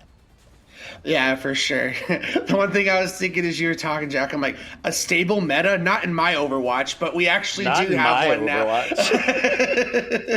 But we actually do have there's not a lot to complain about the state of the game right now. Like you said, as long as you play your composition well and make it work, I mean, you can pretty much play anything you want. As we're seeing both these teams, again, the big problem, Southern Utah continuing to run this Reinhardt when they know Arlington is just going to continue to play Tomato Lord on this Wrecking Ball. I mean, the one adaptation they've made is Asian Boy on the Sombra, hoping that this hack can try and disrupt what Tomato Lord's trying to do. But I don't know if it's going to be enough, Captain Jack. Well, I mean, I think the bigger aspect is just the fact that a majority of UTA is running a very speed-focused composition, and Reinhardt is not set up for success in that. We're not seeing a Lucio on the field that's going to allow Ryan to be able to chase folks down, but it is going to keep Tomato Lord at bay a little bit more, having the Sombra on the field that could possibly even just focus the supports and get those easy picks. Yeah, and the Ashe does kind of keep Dez on the Echo at bay, can't just openly rain in the skies as we see Relinox taking down Andrew. Yeah, the unfortunate part about a dive-esque composition has kind of a difficult time getting into very close quarters situations, of which SUU is really locking down here on the objective. They are quite literally using the little shelter here on the point as kind of a backdrop for them to utilize and keep damage at bay. Yeah, like we mentioned there, I mean, we talked about how the Reinhardt shows us, but they've made these changes to make it work. Asian Boy already built up to this EMP, and we've already seen the power of Relinox on this Ashe, and you give him a Reinhardt shield to shoot behind, and it just makes it so more potent. Dez not being nearly as effective as they were on Oasis. Ooh, had to be a little careful on that one, but the EMP, perfect timing! Vanguard is able to grab him in transition, and the Bob sent out from Relinox, although down, is able to push off the rest of UTA. 2 minutes remaining on the clock, and SUU continues to hold on to the objective. Oh, that was close. Says Asian Boy does get out of there. The good thing about Vanguard with this Shatter coming online is it's completely free. Nothing's going to block it and be in your way as the Kitsune Rush comes out. Well, in tow, though, you also don't have very much to hit unless you are focusing on to the supports, or now this duplicate Rhine. You don't really have anything to focus on. I mean, you were able to at least pull out a lot of ultimates thus far, and thankfully still survive. Give a lot of love to Dolphin and Compress right now if you were Vanguard, because there is some magic happening that is keeping this Rhine alive. A fat Shatter to be sent out, but gets nothing but shield, because these characters are just too quick to be able to lock down with such an ultimate. 1 minute remaining on the clock, and it looks like UTA is finally going to unlock that payload. Yeah, and the key to that fight, Jack, was that rally coming online for Xing. We talk about how it makes it a little bit tougher when SUU has a complete lockdown on the close quarters of that point, but that rally over health gives this more dive-oriented composition that extra health they need to brawl for that short time and get the picks they needed. We saw that shining beautifully. The good thing for Southern Utah is they're going to have this EMP online, and we saw the last time they used it, it was extremely successful to counter this dives coming in from Tomato Lord. Yeah, and I'm just loving the utilization that they have of kind of this, I wouldn't necessarily call it a death ball composition that SUU has here, but they are very much in kind of, what's the word I'm looking for? Kind of like zombie survival mode. Like everybody is like sitting in a circle, backs to one another to make sure that nobody is coming from any direction to take out their team. And so far, it's actually working out pretty well. Yeah, it is working out pretty well, and they have a lot. Oh no, but Compress going down is not what you needed, as this opens the door for UT Arlington to make a big push. That is true, but now with Bob and the Kitsune Rush invested, Reladox going down, but the Butler has plenty of health to be able to keep that action alive. That payload's going to get locked down at the 91 meter mark, but it's going to be up to Tomato Lord to see if they can continue to get picks here as they take Compress immediately out of the fight, and the Asian Boy is just going to chase that hamster down. Yeah, as that extra damage already putting the extra damage that Somber got in the recent change already making a big difference, forcing Tomato Lord out of that so much earlier. These hacks are so potent, and we're just seeing the value of Asian Boy being on the Somber trying to deal with Tomato Lord. Yeah, I mean, they're definitely doing a great job as best as they can at very least. But Dez, with these follow-up beams, grabbing anyone that is under half health, especially Vanguard, who has no shield right now. Stank Badge just sending the balls in destruction mode. That's going to be objective Bravo captured. 240 now remaining on the clock as the aggression of this Wrecking Ball and friends in tow are just not enough for UT or for SUU to be able to shut down. This is where I think we're going to start to see the problem, Jack, with this Reinhardt. Even though they've made great adaptations with the Sombra, with the Ash, that at the end of the day, this ball composition still just does numbers against Reinhardt-based compositions, and it may take them a little bit longer than they normally would have liked if UT Arlington, but at the end of the day, it will end up getting delivered, and that's just... It's true. EMP comes out, but it doesn't end up grabbing Stank Badge, so that Transcendence is going to be able to keep everybody alive. The duplicate comes out onto the Rhine once again. Dez looking for that free Shatter to be able to be utilized, but it's not coming in tow just yet. They get shaved down, not going to be able to use the Shatter that they were hoping for, as the Kitsune Rush allows Vanguard to close that gap, get a couple picks with a Shatter of their own, and Reladox keeps getting relegated back to the spawn. There just doesn't seem to be anything that they can do to stay alive. But it doesn't matter. SUU does win the team fight for now, and that was a costly fight for UT Arlington. Both their support ultimates and the duplicate was used, but it might not matter as Compress gets slammed back to the spawn rooms by Tomato Lord. Yeah, I mean, that Wrecking Ball is just being an absolute nuisance to this Mercy player right now. And with Asian Boy down, that means no EMP. The Death Blossom gets unleashed, but gets nothing but a shield crack to the face. And a couple of pulse pistols in tow. We're under a minute on the clock, but if UTA lock in this objective, they are setting themselves up for success right now. Oh my goodness! Feel better?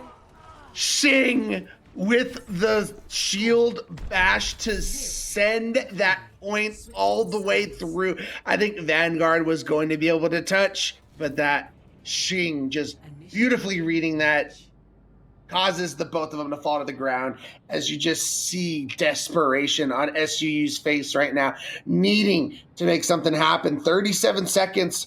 You know, the best part of your UTA is you got time on the clock. So no matter how this goes for SUU, you get that second attempt at Blizzard World. But they don't even want to have to go to that. They want to end it right here, right now, and have themselves in the driver's seat up 2-0 in the series. No, I completely agree with you, and I think the crux rather, is going to be Vanguard. Thank you. I was really worried that we were going to see that Reinhardt again, but I will take the horse any day to shut down this hamster. That javelin throw, if used correctly, can definitely keep Tomato Lord off their game. And even with the javelin spin, can make sure that Tomato Lord isn't able to get the rollouts that they are looking for. Somebody needs to keep Compress alive, though. They have to definitely be providing a lot more focus fire to make sure that their supports don't end up back in spawn too early. I can't agree with you more, Captain Jack. As no swaps from UT Arlington, as the adage is, if it ain't broke, don't fix it. But I really like this positioning coming out of Stank Badge and Shing, having this high ground and being able to defend each other. That Brig Zen, just little duo up there, is always nice to see. The Brig can really help defend Zen with the shield badge. That is true, and although a lot of damage is coming in, there's not a lot that UT Arlington can do to hold this line, because SUU's composition is set up in such a way that they are just going to be rolling in together, and these individual picks aren't going to be alone. There has to be either more damage or more targeted focus from all three of these kind of dive characters. As you see already, the payload unlocked 5:30 on the clock to be able to push this thing through the streets. And even Dolphin with an ultimate coming online. I'd like to take a second to focus on something you were talking about, Jack, as you mentioned, especially with the Bastion coming out. It seemed like for UT Arlington, Dez, Andrew, and Tomato Lord were just kind of doing their own individual things. And again, especially now that they're playing the Orisa too, you gotta have that synergy, everyone on the same target to burst these targets down fast, or they're gonna burst you down even faster. Yeah, I mean, it just comes to that AoE healing that Dolphin is pumping out right now. As you can see right there, perfectly timed Immortality Field keeps Compress up and gets that Valkyrie online as they continue to push their way through Objective Bravo. Yeah, but as they continue to apply this pressure and make great progress on B, as a big anti-nade coming in from Shing. That's one adaptation they're trying to make, is this Ana, trying to provide the anti to help, and that might be a great start. We see the Terra Surge being invested by Dez. That's going to be the opener they need to shut down this can of worms. But with 4:15 on the clock, I mean, that's going to be a hard ask to be able to bring back, as Asian Boy swaps off of that Sombra for the Soldier. Yeah, 100%. As we're going to see now the very aggressive engage with the mines. Very aggressive engage, but only gets Asian Boy. You know the target was Compress there. And that's Andrew's going to be the one to finish that up. All right, well, if one bomb won't get him, how about a second one? As Andrew giving a little tactical crouch, how you do. right there as well. Asian Boy better get back into that spawn, because you know if they're caught out alone, they are not going to be having a good day. Yeah, as getting Dez off the field is a great start. I was getting a little worried for Southern Utah with the ball being able to apply the pressure from the spawn doors, but they now have themselves in a position to finally get themselves out of the spawn doors and put some pressure back on the point. That is true, and I'm looking in the chat, and people are talking smack on the Bastion pick, and I gotta be completely honest with you folks. Bastion is still a hero in this game, so much so that even Overwatch League players use him. So I don't want to be hearing you talking nasty about my Bastion boy because somebody is choosing to play him. It is working out well for this team as they are continuing to now push this payload forward. And that's all I gotta say. I'm getting off my soapbox now as Vanguard has that Terra Surge online, ready and raring to go. Dez barely walking away with their life. I'm surprised they didn't get absolutely obliterated by that amplification matrix, but with the DPS down for SUU, that payload's gonna get stuck once again. Yes, we're now starting to see great team play and great focus fire that we needed from UT Arlington between the DPS and the ball, all working together. But now we're starting to see Shing getting in the action with some perfectly placed anti-nades to make the job for Andrew, Dez, and Tomato Lord even easier. Yeah, I think that's going to be the difficult part of this Southern Utah composition, right? Is that they don't have a lot of speed to be able to close these gaps or get picks in the backline. We're even seeing Dez swapping over to the Sombra, but that doesn't matter when you got Tomato Lord here with the 3K to go ahead and cleanse things up. Andrew gonna come in here and finish them off.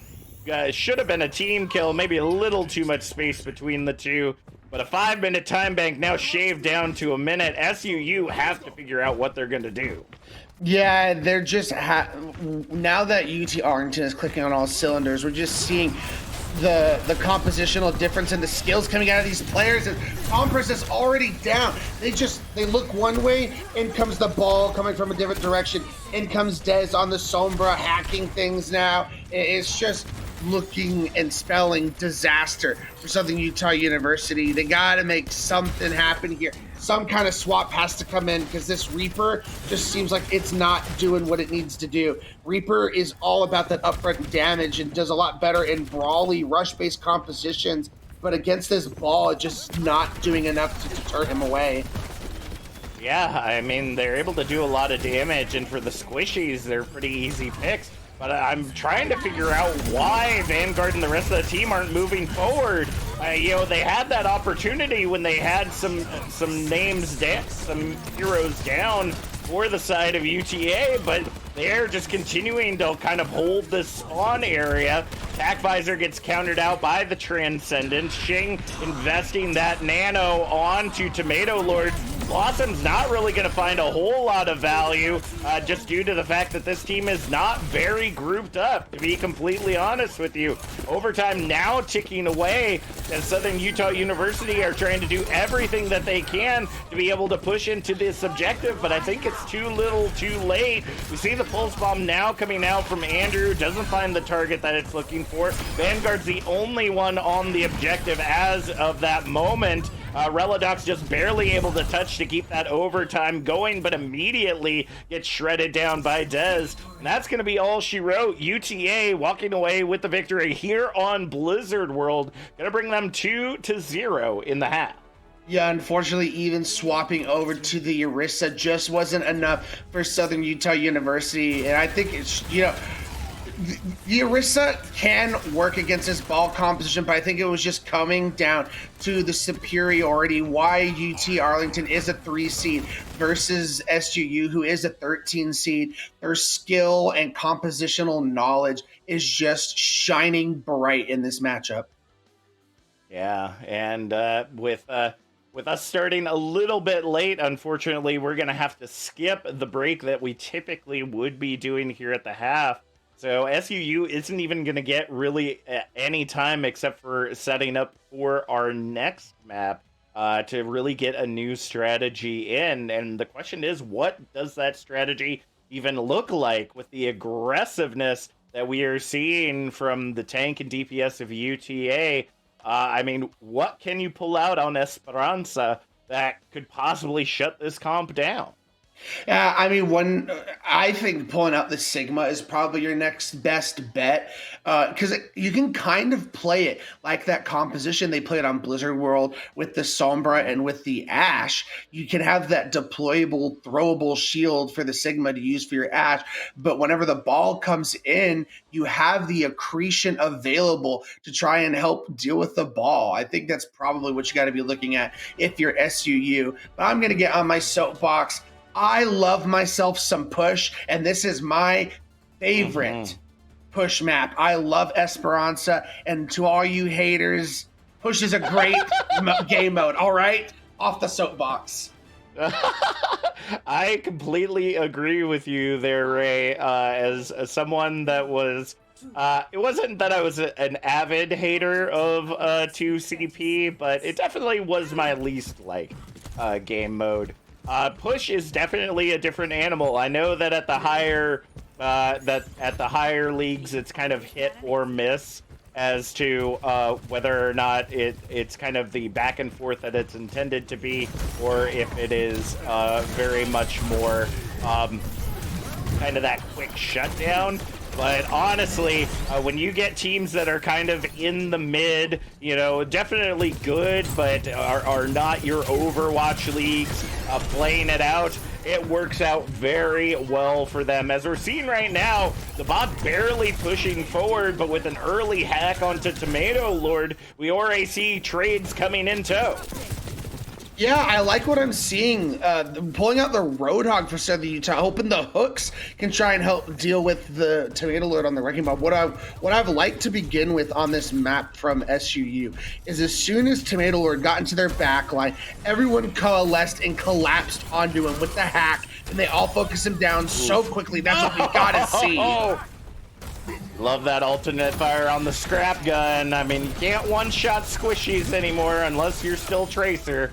But you definitely can still shred them on down as we see Asian Boy getting the double there. Dez gonna have to pull back. But right now, SUU's looking to make a comeback. Yeah, they are looking strong, already built up to this EMP and Vanguard on this Roadhog. I'm curious to see how this is going to interact with the changes Roadhog's been made, but it doesn't matter. They're throwing out the EMP, trying to make something happen. Yeah, they want to shut down Tomato Lord as much as they possibly can. We do see Andrew swapping over to the Sojourn from that Tracer, though. It's not making much of a difference at this current moment as we go ahead and see Southern Utah lock in the butt scratch point. Yeah.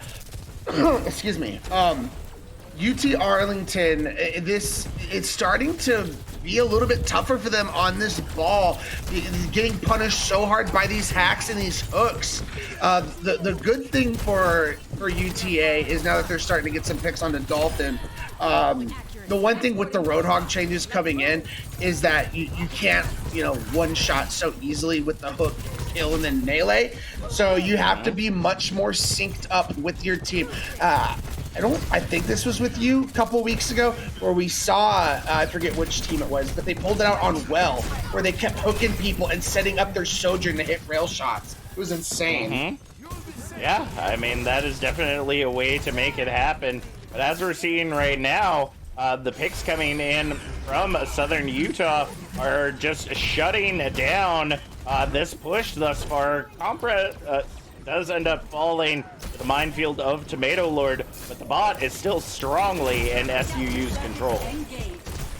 Yeah, as we're going to see the duplicate coming out and the hack coming in, blows them up immediately, but with the focusing beam, that goes the end of Vanguard. Yeah, that was unfortunate timing there for the hack to come in from Asian Boy. I mean, perfect timing to take them out of the duplicate form, but bad timing when you have a focusing beam that destroys anything under 50% health. So we'll have to see if this push bot can get some space now as we see UTA taking control. Yeah, and because of the close spawns that SUU afforded themselves, they're able to get back in this fight much quicker. And with them taking down Tomato Lord early in the fight, he may be back now, but they weren't able to continue to put pressure on this bot. As we see Vanguard looking for a hook, misses, but has this whole hog to engage into this fight with. Yeah, the EMP comes out, does end up grabbing Tomato Lord, but they're doing the investment of the Nano is going to keep that Wrecking Ball alive for now. Huge collapsation going on to the supports of SUU, and that is going to be a shutdown there. Just the investment of a single Nano and Trans was able to flip that EMP. A 2-for-1 special. You know Southern Utah is loving it. And now you're cooking with gas if you're UTA. Gotta be feeling a lot better about where you are right now. But Southern Utah coming back, 4 ultimates in their back pocket. UTA's gotta be ready because Southern Utah can hit them with all they got to try and stop this momentum that they've been able to build up. That is true. As we go ahead and see that amplification matrix coming out, Vanguard barely able to get out the door without being melted. Oh no! Da-na, da-na, da-na, da-na, da-na, da-na, da-na, da-na. Nobody's leaving! What's going on? Oh, no. That is a horrible place to be, though, if you are either team, whether engaging or disengaging. It's going to be difficult for SUU to be able to fight this back array with their tank getting picked off so early. Yeah, the one thing I have liked from UTA in this entire series, we saw on thinking back to Blizzard World when at first that Orisa composition was working so well. They got first point so quickly. They got half a point B very fast. And then they just, I don't know if they flip a switch in their head. They're like, okay, enough's enough. Same thing on this map. They were SUU again, pushing, gets that first point very quickly, starts applying more pressure, flips switches, and now UTA has all the momentum back in their favor, and they're looking to take a lead here.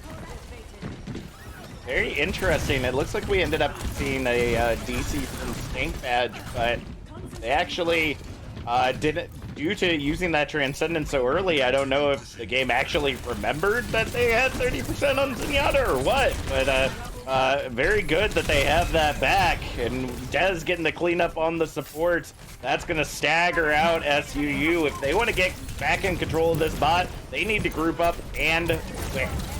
Oh, and that's not a good sight as Vanguard gets caught out in the open and goes down, and a bigger stagger onto Reladox.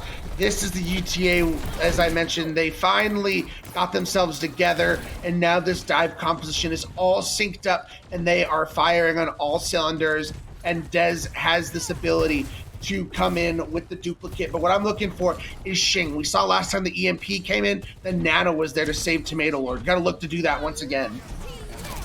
Let's see if they can make it happen. EMP ends up finding all 5, I believe. The Nano does get invested onto Tomato Lord, and Dez ends up picking up the Brigitte to get that rally into focus. Vanguard pushing back as much as they can, but they had to invest that overclock to be able to shred down the rest of SUU. UT Arlington looking to lock things in at the 3-minute mark as they push to final point. Yes, we're starting to see desperation picks coming out. We got the Orisa and the Bastion now coming out with the Lucian, trying to get things faster. Out comes the Mines, and it might be all but over, Jack. Yeah, Compress getting taken down by Stank Badge as they go ahead and hit the objective. Immortality and Amplification Matrix utilized in a big slam from Tomato Lord, goes ahead and locks in UTA for the 3-0 here as we start off the spring swing. And this is what UTA needed in the spring. As I mentioned, they're the 3 seed right now. They are trying to catch up to the UTKs, to the Delawares, especially with, I believe it was last week or the week before, with Delaware taking down the undefeated UTK. The board has been open for some teams to try and make a push up, and UTA is one of those teams, and this is a great start. They never wavered. 3-0, were very consistent. They had some times where they looked a little shaky, but they always got it back together and dominated. Yeah, well, we'll have to see kind of what they were thinking there as we go ahead and take a quick break to get an interviewee from UTA here in the booth with us. Don't go anywhere. We'll be back with more EGFC Overwatch 2 coverage in just a few moments.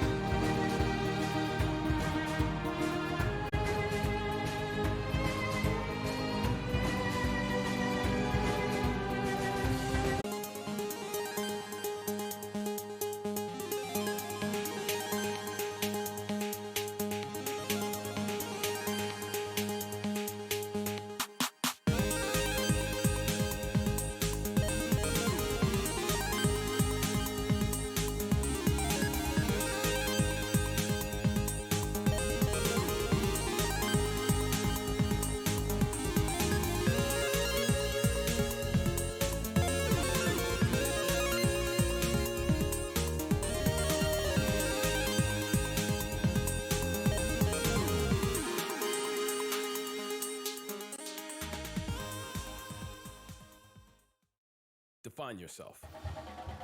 Will you impact the future? Will you lead the pack? Will you engage the world? Will you find the cure? Will you be the hope? So, will you? Come see how St. John students are changing the world every day. Visit us today.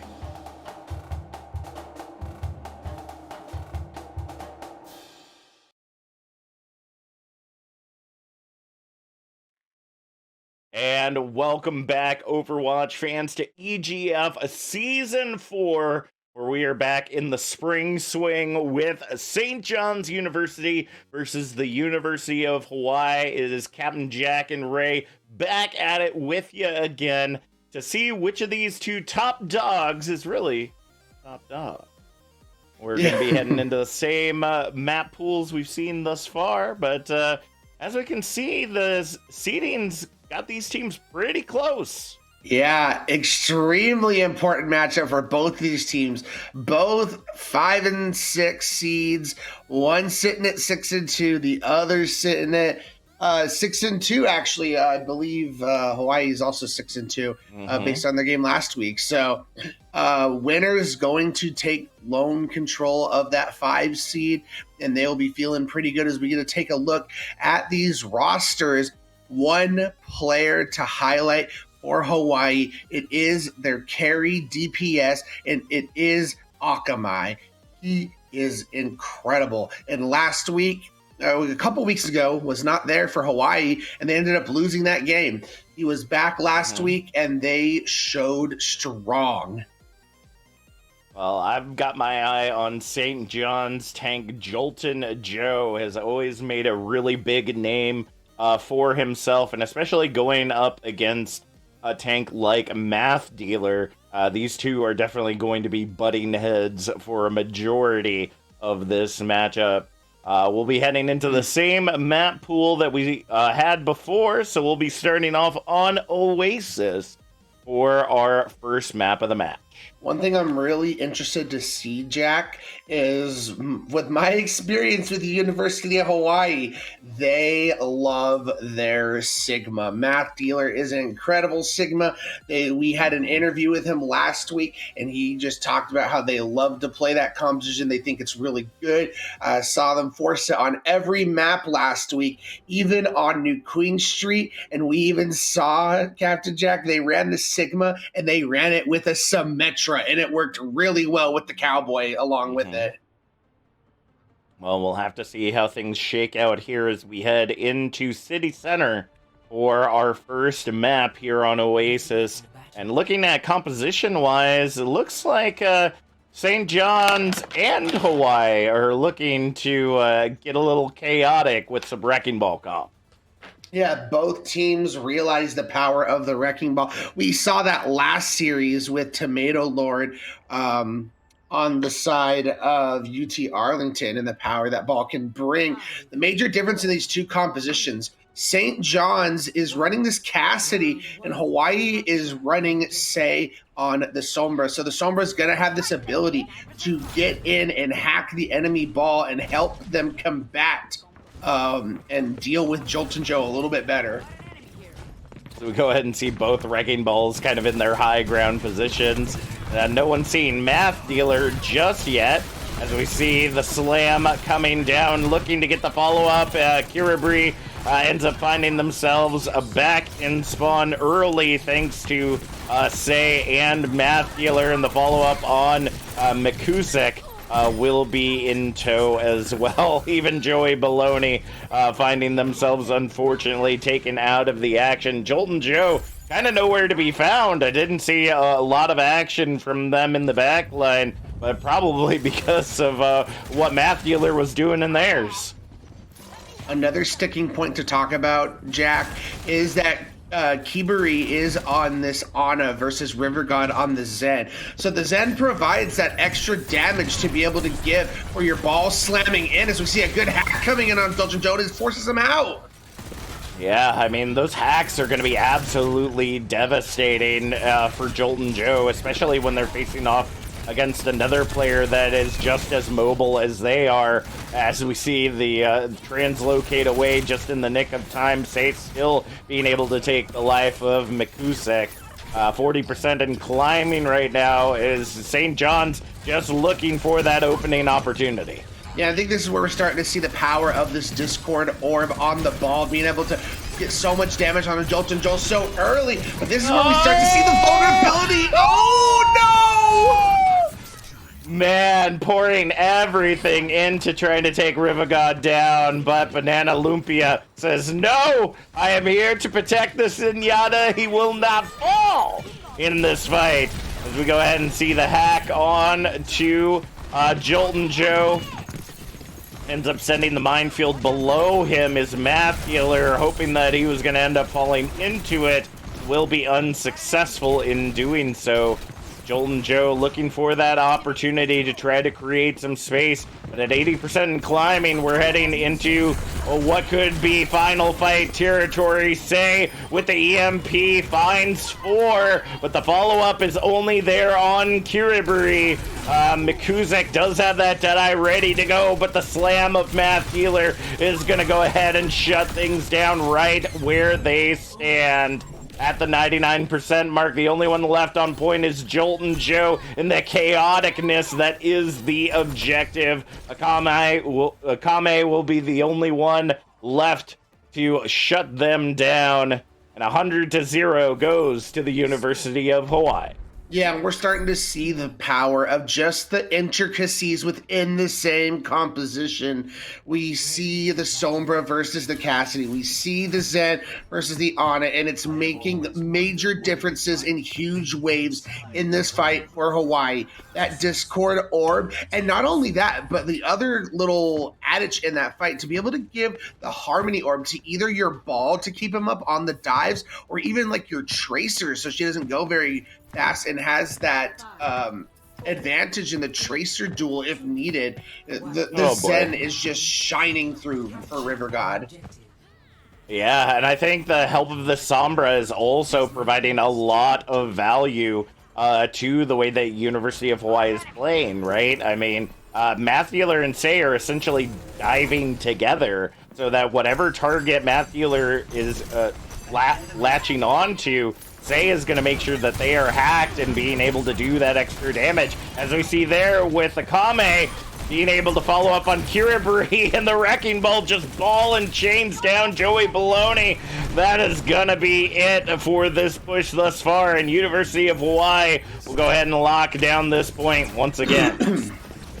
Yeah, very impressive as we talked about St. John's now matching Kirby on the matching River God. Kirby is playing the Zen, trying to set things up, but again, like you mentioned, now we're starting to see the Sombra shine through so beautifully, just giving Math Dealer that advantage in the ball duel. It seems like every time Jolton Joe is going for a slam, Say is there trying to stop it with a hack. Yeah, I mean, that's exactly what they've got Say in the match for, is to make sure that Sombra is finding value. As we see the hack coming, and once again, immediate deletion of Kiriburi. Mikuzik getting slammed down, and that is the cleanup of the objective. Jolton Joe, the only one able to get away, as University of Hawaii hit the halfway point. Yeah, that's the other point you talk about. You know, we talk about the value of the hack onto the ball, but to be able to hack the enemy Zenyatta as well, those shields automatically just deplete as soon as they get hacked, and Zen without his shields is just like, you just gotta blow some air in his direction, he's gonna die. It's so unfortunate.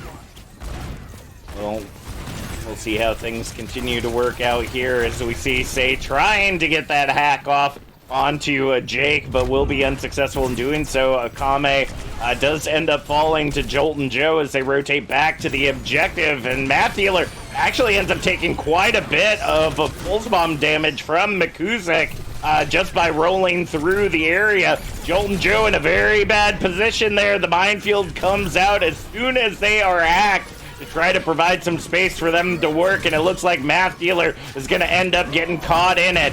The Deadeye ends up getting unleashed, but the rally is there to save the day. As we see Jake click, click, boom. Say may have gotten off that EMP, but is not going to live long enough to get value out of it. Mathuler rolling back in to try to keep that overtime clock ticking, but it's not going to be for long, as we go ahead and see Jolton Joe and the rest of the team shut it down and are looking for a long fight back. It is a 99 difference for Hawaii, so they just got to win one fight, but that is a big fight win for St. John's to have won. They used the EMP, they used the Transcendence, they used the rally, they used the mines. Hawaii pretty much threw the entire kitchen sink at that to try and send it home and take the map win, and they just didn't get it. So St. John's puts himself in a position, but not with Kirby going down. Yeah, I mean, as much as Joey Baloney is trying to keep Mathuler away, they gotta remember that there are 3 people diving in to make sure that they die on this objective, not just one. As we see Joey Baloney fighting off against Banana Lumpia, that Discord orb providing the edge that they needed, but Jolton Joe not going to be letting them survive for long. Transcendence invested by Kiriburi to try to hold on to this point as River God goes down mid-slam. The Deadeye invested, but not able to finish off Mathuler. It's going to be Kiriburi lighting up that kill feed. This Zen is angry, and the balls are going to start flying as they reclaim the point. This is where Hawaii gets to sink their fangs into St. John's.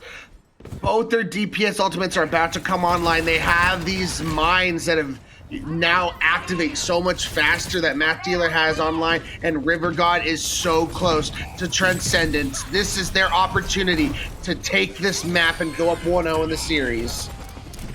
All right, well, that pulse bomb is going to come in amidst the minefield to make sure that it finds the value it is looking for. The rally and Transcendence invested to try to keep Math Dealer alive as the Briggs battle it out, God mode on the objective. EMP invested by Say, and that is going to be a cleanup of the point. Charlie Niner for St. John's as they get locked into the corner with no way out, and University of Hawaii take Oasis. Play of the game. Just all out dominance from Hawaii from the get-go. They knew what this match meant for the standings, trying to secure the 5th overall seed, and they have come out with a bang, with an exclamation point, with these ball compositions all looking synced up. Math Dealers, Say, and Akamai are all working on the same brain length right now. Yeah, we'll have to see how things continue to work. And I think the big key to the way that this matchup is going is the fact that we're seeing more of a if you can't beat them, join them kind of strategy without the thinking about if you can't beat them part. Because right now, you're trying to match their composition, and it ain't working out well for you. But heading into Blizzard World, there may be an opportunity for St. John's to kind of think about the switch in that strategy. We talked a little bit about, their tanks being relatively good Sigma players between the two teams. Would not be remiss if we saw either Sigma or Orisa coming out for St. John's to see if they can't pin down that wrecking ball and stop it from being such a menace. Sombra might not be a bad play here either, especially to match the damage and destruction that Say is leaving in their wake. Yeah, I was going to bring that exact point up where you said this has kind of been like a if you can't beat them, join them scenario. That's the one place where they haven't gone yet as matching the Sombra.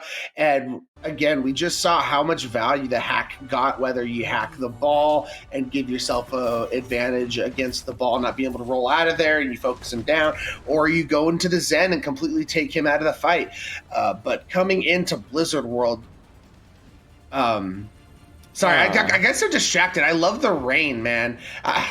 Yep. It's just these small little things that, time of day change, weather changes. It just adds a unique little twist to maps we've known and loved. But we do see St. John's coming out on the Reinhardt Brawl. I'm loving it. It's like this classic, London Spitfire style composition with the May and the Cowboy. This is all going to be predicated on speed boosting in after. We get a good wall coming out of Mikuasek, trying to alienate players, but the problem is there's so much mobility in this composition that Hawaii's playing. Where do you get value in these walls, Jack? Well, honestly, this is something that I saw played in the EGFH series that I was casting before coming to EGFC. And the way you play this composition is by staying together on the objective, which we're not seeing St. John's do a whole lot of.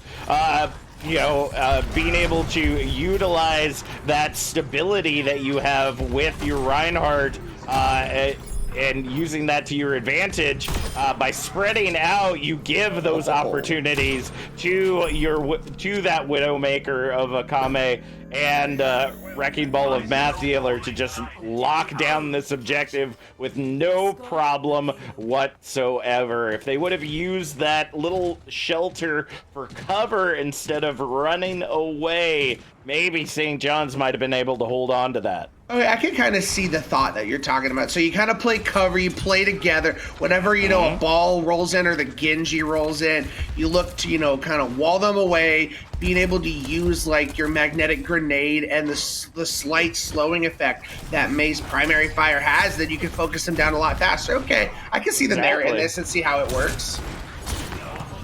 Yeah, that's pretty much how I ended up seeing it. I mean, unfortunately, the team that ran it still didn't win, but at very least, they were able to shave quite a bit of time off of the clock and show that it was a pretty valid strategy. As we go ahead and see the investment of the magnetic grenade trying to take down Math Dealer, it's not enough. But we're looking at a Deadeye versus Minefield battle here as Jake picks off Akame mid-hook.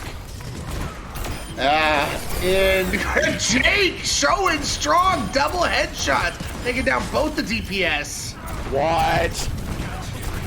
What is that? Just like shooting mines out of a barrel, essentially, as they go and finish off Math Dealer with Kiribri.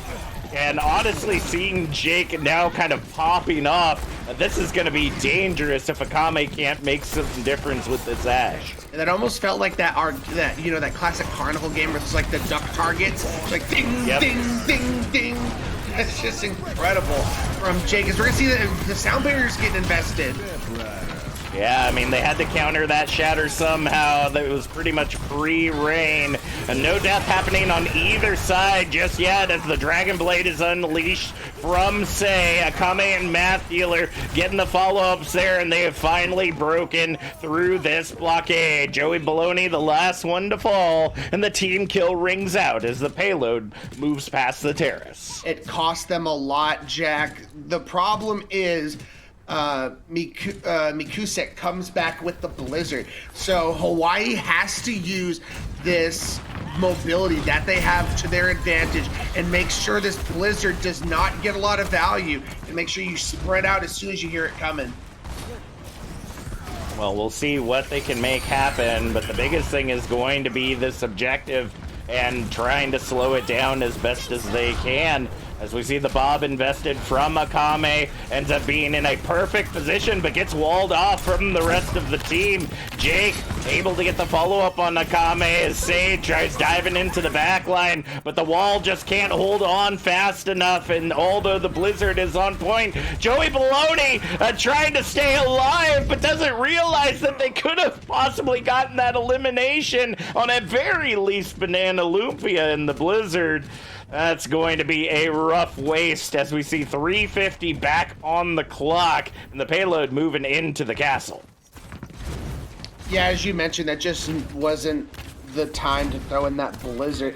Came in at the very end trying to make a hero play and just did not work. As this ball composition is starting to show why it's so good going up against this Reinhardt. Makes it so hard for Ryan to swing onto anything at all. Yeah, I mean, it's good when you're trying to protect folks, but I mean, it is definitely difficult to be able to hold it all together right now. As you can see, Akame essentially playing like fish in a barrel with the slams of Math Dealer, grabbing any head that ends up popping up. I couldn't agree more. And then you're going to have this sustain Hawaii coming into this fight with the Transcendence to try and deal with the incoming Shatter. But first comes the High Noon from Jake.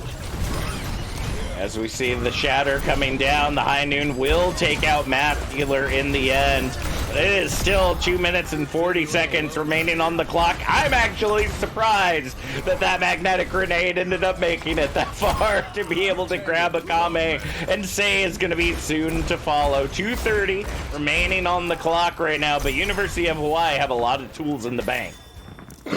No doubt, as the only tool that St. John's has to defend is this Joey Baloney sound barrier. It's only going to be able to combat with one ultimate, so you're going to have to pick your poison if you're Joey Baloney.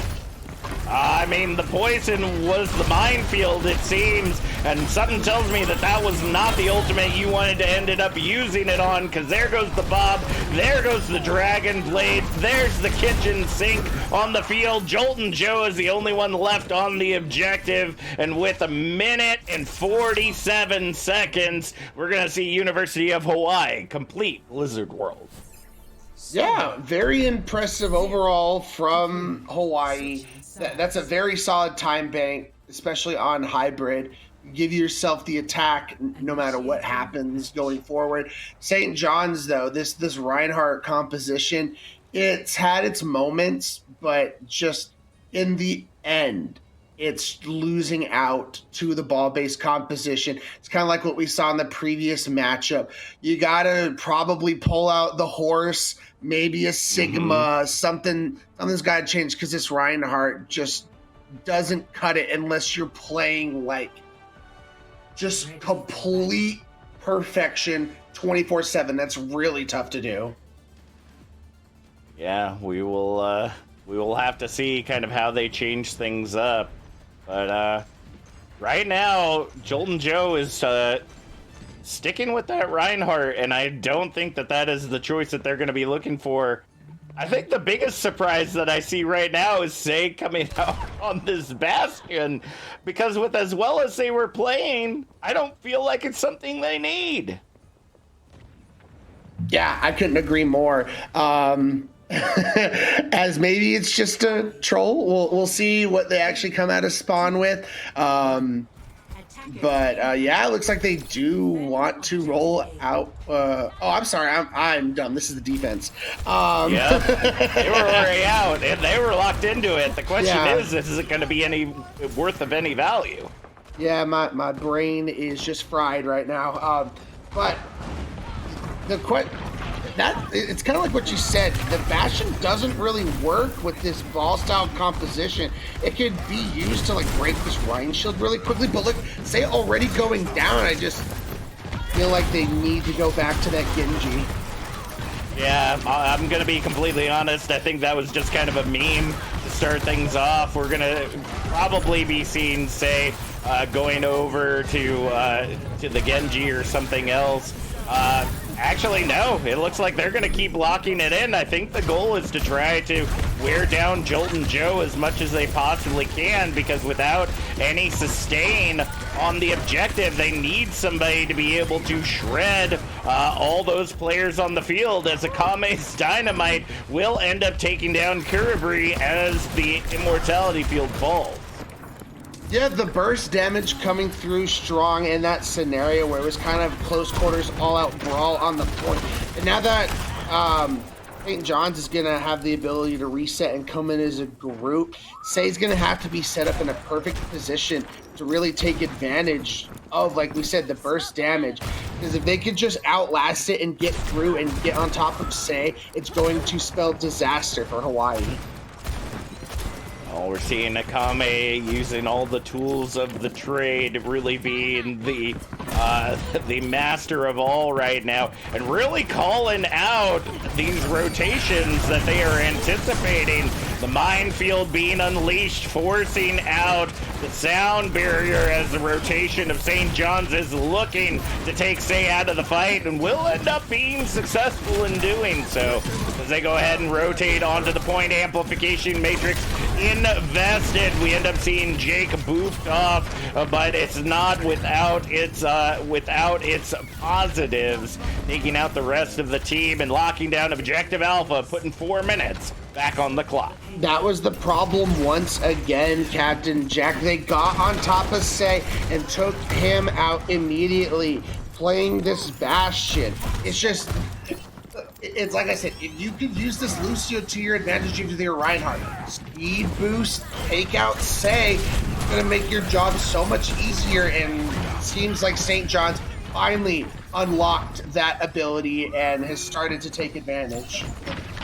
Well, according to the chat, Ray, apparently we are newbie commentators. We had no idea that Ryan was meta. I can't believe it. Thank you for informing us, but something's telling me that might be more of a love of the person playing the Ryan than it is actually as to whether or not Ryan is finding value, because right now the backline's being shredded. Jolton Joe's able to grab Banana Lumpia with the Rocket Hammer in the end, but Matthew Euler is running a clinic on St. John. Yeah, I'm starting to get flashbacks from the previous series, Jack. This is where UTA started to sink their teeth in with this ball composition. Now that they have a clear area to start diving and coalescing on, it's going to be dangerous for St. John's. They have to move as a unit and stay together. Oh, very good utilization of the slam to set up Say for the artillery. As we go ahead and see River Garden, Banana Lumpia setting up their placements, being able to get a couple of picks for the team. Jolton Joe and the remainder of St. John's is able to at least get a little bit of pushing going on, but that time is ticking down. Yeah, and Akamai's gonna have this Bob to throw into the fight for any kind of stall, and here it goes, setting things up right immediately. Yeah, I mean, that Maywall is only going to last for so long. Eventually, it will end up falling. And we do see the Bob providing enough pressure to force St. John's back as they try to make their way to the high ground. Yeah, now they're going to have the sustain of the overhead from the rally to help them through this fight even longer. But St. John's is doing a good job of getting back and trying to outlast the rally as Jake takes down Akamai. St. John's is putting on a positioning clinic right now.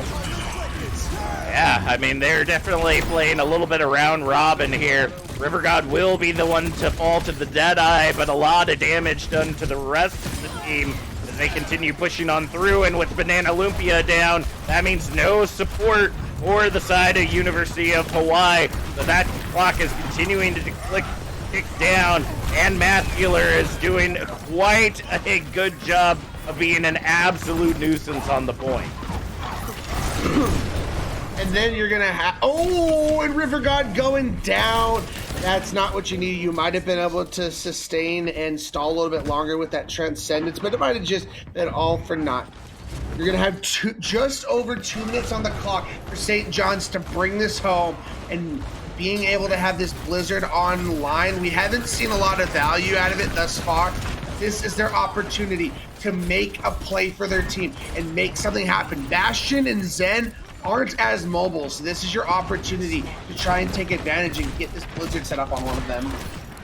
Well, that's the big thing, right? Is that they have to make sure that River God is taken out of the fight, because that Transcendence, despite being frozen, could completely nullify the benefit that Blizzard could give. They go ahead and throw out the Bob, the Amplification Matrix invested, allowing Jake to fight back, takes down Akame and their Butler.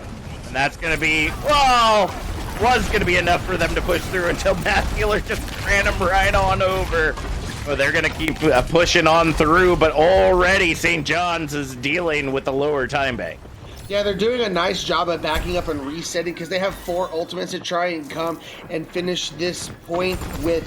However, Hawaii is very close to setting things up as we're going to see the artillery strike coming in, force out the sound barrier. Forces out the sound barrier and the immortality field, it seems.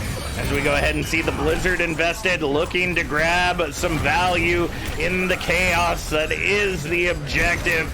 Matt Healer will end up falling in the end, but there is not much else that can be done. Jake is on a tirade, finds the 4K. And that is going to be a cleanup of the objective. Akame coming over to the Widowmaker, interestingly enough. I'm not for certain what that swap was for, but quickly going back over to the Ash for this final fight. Problem, Jack, this is where things get very dangerous for St. John's. If Hawaii can stall this out to overtime, they're going to get the only attack, but that's a great start. Akamai going down. They got to make more happen. Amplification Matrix invested once again, and the picks are there. We're going into extra rounds, folks. 1 minute back on the clock for St. John's as University of Hawaii lock in a good 2 minutes 31 seconds due to the adjustment. And the key to that point being delivered with time on the clock to bring us to extras was the second to last fight. St. John's was able to win out that fight, force out, I believe it was 3 or 4 ultimates out of Hawaii and only 2 for themselves. It was quite the opportunity. Then they were able to come into this final fight. Hawaii had nothing. They emptied the kitchen sink and they still had 2 ultimates to use, and they were able to, classic Overwatch, you have more ultimates, you win. Yeah, I mean, that's really kind of what this is coming down to, is that University of Hawaii are making some big investments early on, which, does help them out if they can keep the tempo in their favor. But being on the defense, it's a little bit more difficult to do since the attackers are really the one setting the tempo that you have to then match. And it's not always easy to kind of reposition yourself or get in a good place when you have a team that is so kind of spread out and mobile, like Math Dealer and Say, who's taking on the Junkrat for this defense. Insert Captain Jack Junkrat laugh at this point. As I love Junkrat, especially on the defense. You know, we'll have that spam damage. I mean, it's playing a very similar role that the Bastion has, but I think a better ultimate in the Riptire. So being able to spam down the shield, if you can build up to the tire, it can win you a team fight with a single press of a button. 30 seconds. Yeah, and I'm actually a little bit surprised at this rotation, to be completely honest with you, because I'm not finding a whole lot of value in it other than just being able to take this high ground away from U of H. With 15 seconds remaining on the clock, somebody's got to touch, and with Big Boy Jake already off of the field, Kiribri getting the follow-up as well. The concussion mine from Say ends up booping everybody off of the high ground, and with no time left on the clock, Jolton Joe just can't get to the objective, fully locked out, but in drawable territory for St. John's. Very drawable territory, but Hawaii has their win condition. 2.5 minutes, all you need is a single tick. And we saw on their previous attack, once they got rolling on the ball composition, they took point alpha very quick and very efficiently. So St. John's has to cook up something to try and deal with this ball composition that Hawaii's been playing to a T. Red Storm is indeed brewing, Ray, as we see the same defense that we saw the first time around. But like I mentioned before, the goal of this composition is to stay together.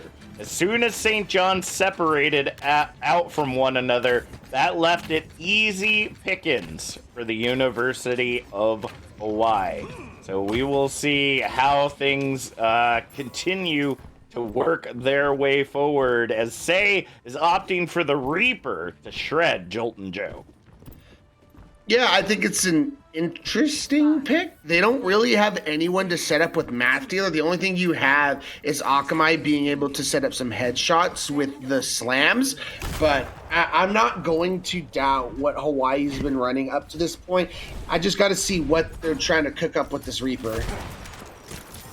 Well, we will see what they end up pulling out in tow, grabbing that high ground perspective to be able to work out for them as the Wrecking Ball rotates through. Jake falling incredibly low and will end up getting taken out by Math Dealer in the end. We see the rotations coming in, looking to get those additional picks, especially to make sure Mikusek gets taken off of that point, but no matter if it's orbs or that Wrecking Ball, nothing seems to hit that amazing frozen princess, and Mikusek is just absolutely dominating the field. Mass Dealer fighting back though. The ball and chain finds Mikusek and Jolton Joe, and with Joey Baloney the only one left on the objective, it's going to be hard fought as Jake, the savior, coming back in, finds the double kill to be able to keep things going in their favor. And now it's the supports versus Say and Math Dealer. Joey Baloney still on this objective, still wall riding into oblivion to try to keep this control for St. John's, and is somehow still surviving. Yeah, and the sustain that that Joey has, it's just been in this cubby the entire time, and they cannot focus him down. They finally get him. They finally get him, but they had to dedicate everything they could to make sure that he was the one that they were targeting. I mean, even when Joey was alone on the objective, they had to make sure people weren't coming from behind him. As we see the Deadeye coming out, the dynamite is really what's going to be lighting up the field. Transcendence online for River God as the point clears, and the University of Hawaii on the dreary Blizzard World scene take map 2. And that's where you love having players like Akamai, those star players that when your backs are against the wall and you're in a scrappy fight like that, you can pop off and get 3 kills in that fight that Akamai just did. Very impressive from Akamai and the University of Hawaii in general, as they are now finding themselves in a 2-0 lead in the series. And we talked about the important stakes of this matchup between the two teams, the winner is going to have sole claim to the 5 seed. That is true, but that's still a lot of season to go, even if they end up taking the dub today, which we still have a whole second half to see. We're going to head to a quick break, but when we come back, the conclusion of our final match this week here at EGFC.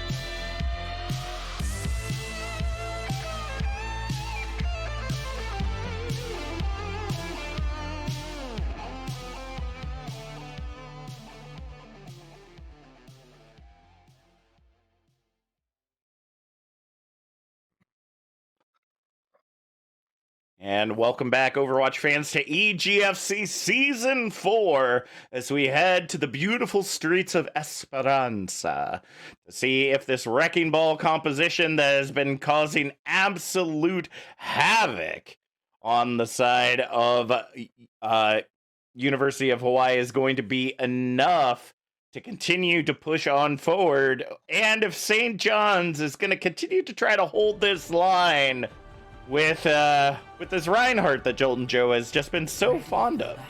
Yeah, it just feels like the old adage from baseball, 3 strikes and you're out. University of Hawaii has themselves with the win condition series point. St. John's has to change something, and as it sits, I'm hoping this is what we're getting, but we're seeing some Winston action, the Winton, the monkey himself, coming out of St. John's. So they are going to run their own version of the dive themselves. And the best part is Hawaii is playing the pharmacy, and St. John's has to Sojourn to try and help deal with that. That's true. It's going to depend on how much damage Math Dealer ends up putting into him. But Jake with the immediate headshot to take Say out of the fight, and is staying close enough to keep River God out of res range.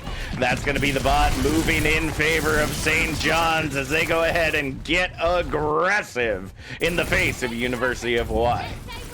Yeah. Hawaii, however, is fighting back strong now. Yeah. Taking down Jake, and they're setting up some slams, trying to get something cooking. But St. John's is continuing to push this cart.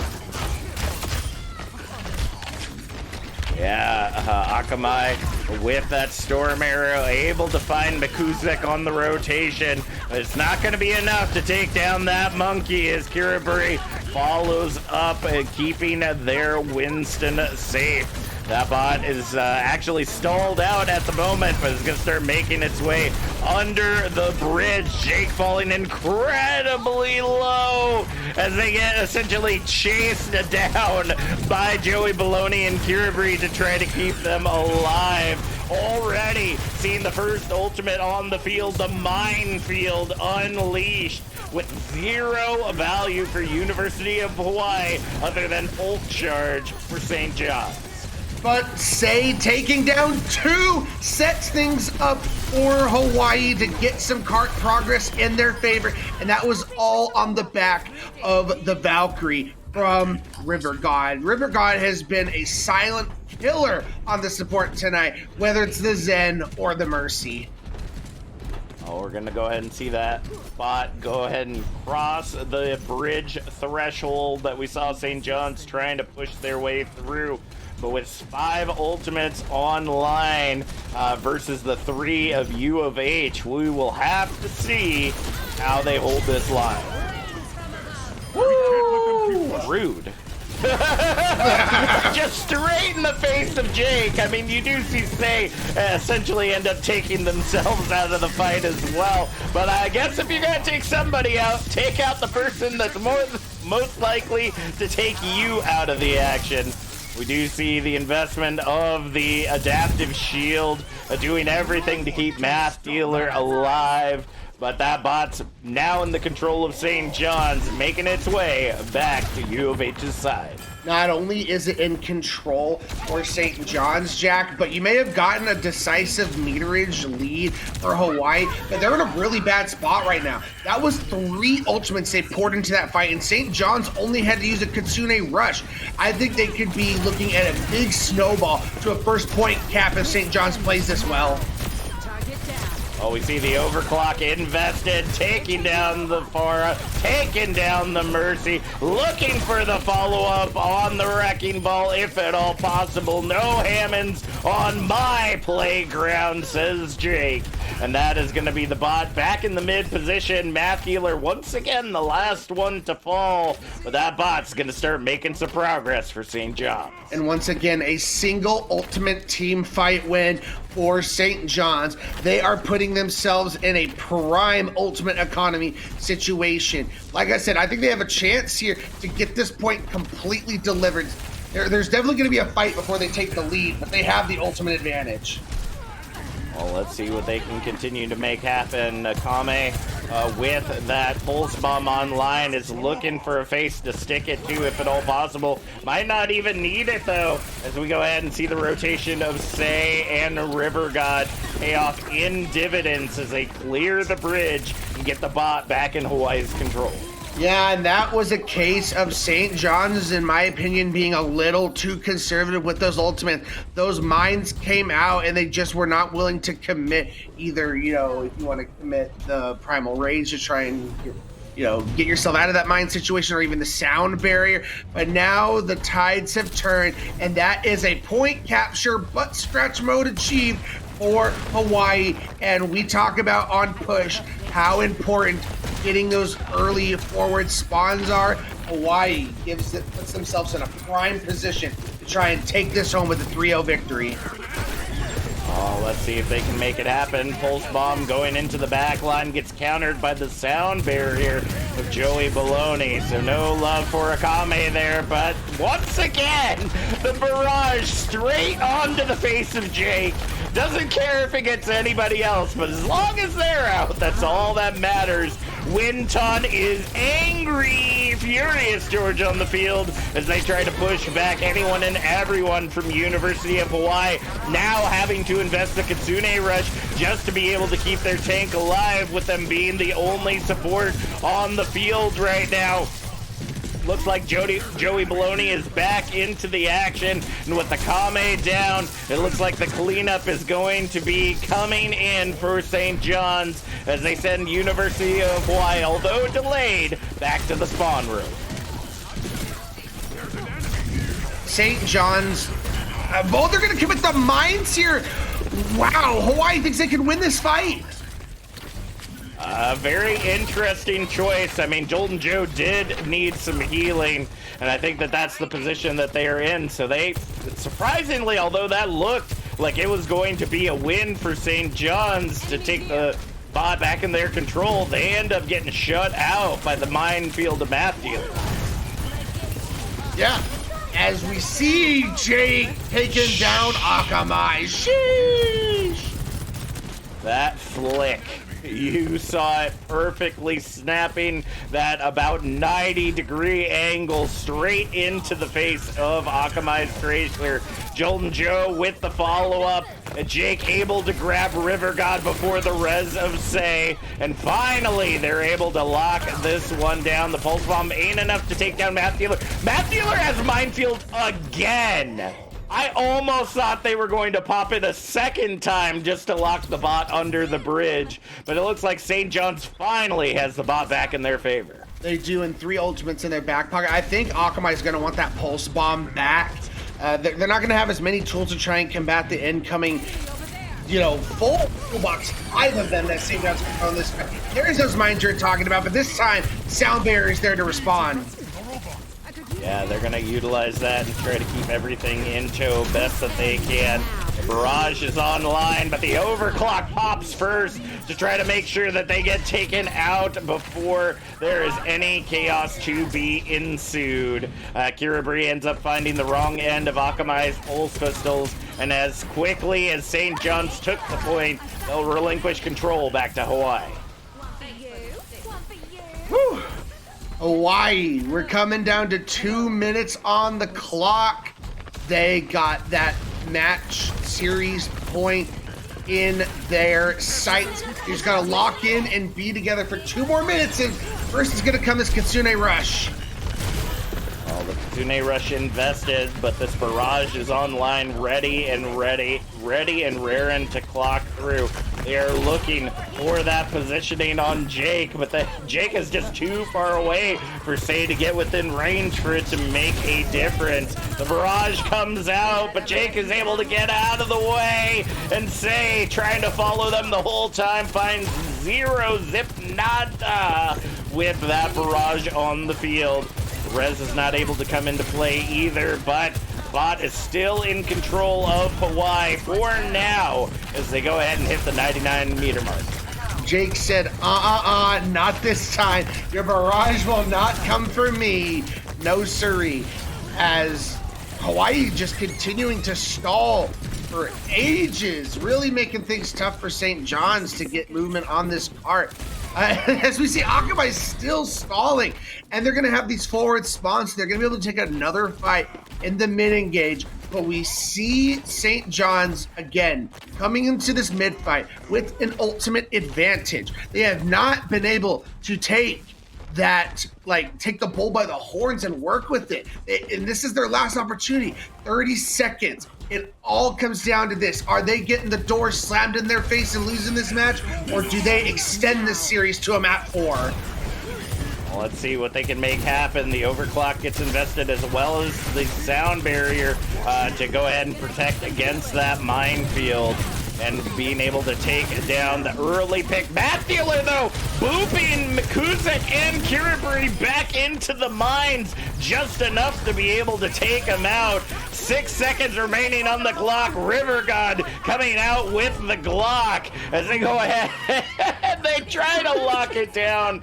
But Jolton Joe just couldn't stay alive long enough. Not Winton this time. Definitely a lose-in for St. John's University as University of Hawaii lock in that Hammond show how powerful the changes of the recent patch are and go ahead and move themselves up to that 5th place spot. Yeah, I think it's fitting that radioactive skin being on, because that was just toxic, man. The ball composition. Not only was that toxic, but Sam the Ferret just targeting Jake every time, man. I mean, that's your goal as a Ferret, to take out the hit scan. I get it, but yeah, it just felt personal almost. Well, it definitely seemed like that for sure. We're gonna head to a quick break and see if we can grab someone from U of H. When we come back, we'll see what they have to say about their matchup tonight and how they feel about their new positioning in the EGFC.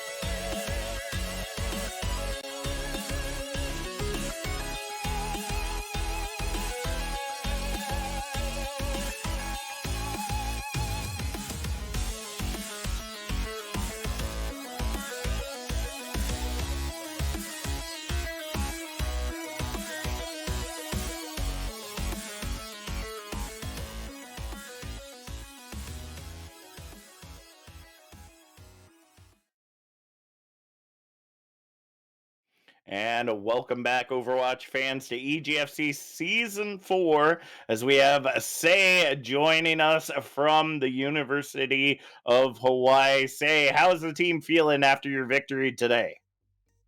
Feeling good. It's just, another one in our pocket, so, we're just looking forward to the coming weeks. Yeah, just no big deal, Just taking down the one person that's right next to us so we can take their spot. No big. Yeah, just a quick 3-0, no big, not no big at all. I've been had the privilege of casting you guys the last few weeks, and you guys were big proponents of auto locking the Sigma the last couple of weeks, and now you guys come out this week on the Wrecking Ball. Is that more of something you guys have been working on, or was this kind of like we know who we're playing and we think this Wrecking Ball is going to tear them apart? So our tank has been finding one character that he thinks can work really well in the meta, and right now we feel like Sigma gets outpaced by a lot of like Sombra Tracer comps, so it's a lot harder to run like our Sigma comps. So he played a lot of ball in Overwatch 1, so we're just using some of that until we can kind of figure out what we want to do. I mean, it seems like you got it figured out. Not gonna lie. Yeah, makes sense. Makes sense. Talking about you specifically, we saw you rolling out on the Sombra. We saw you rolling out on the Thera at times. I mean, which one do you prefer to play in? And as you guys see in your team, what situations do you feel like the Sombra's better? And then what situations do you feel like the Thera bears a little bit more? We feel like Sombra works on a lot more close maps. There's a lot of times Sombra can work in most matchups that aren't as like linear, map wise. But I've been trying to play characters that we don't really play as much because we don't want to show all our cards. So we're not trying to show our full cards yet, just before anything important. So like any big matches like finals. You hear that, top teams? Watch out for Hawaii. Absolutely true. And Say, thank you so much for spending some time with us this evening. Why don't you go ahead and shout out any friends or family, fellow teammates or staff that you'd like to thank for your victory today? I'd like to shout out my teammates. They put in a bunch of work, and the only reason we're this good is because each individual person fills a certain role on the team. And I'd like to shout out my university for making this possible. Awesome. Well, let's take a quick look at those standings as of right now. University of Hawaii actually shooting up 2 spots to the number 4 seed, taking over William and Mary as well as St. John's University. Now looking to go toe-and-toe with UTA, who is locked in to that 3rd place spot and is looking to reclaim some dignity and climb that ladder as well. So I have to say, Ray, this has been quite a day of Overwatch, both in the high school and collegiate scenes, and I am looking forward to what the rest of the season has in store. No doubt. We see now to look forward is UTA and UH. We saw both of them today looking very good on those ball compositions. I hope I get a chance to see you guys go head-to-head with those ball compositions. We will have to wait and see for sure. I want to give a special shout out to our producer, Juke, for always taking care of stuff behind the scenes and making sure that we are on track for what we are seeing on stream. From Ray, myself, and the rest of the staff here at EGFC, thank you so much for watching, and we'll see y'all next time. Later, guys.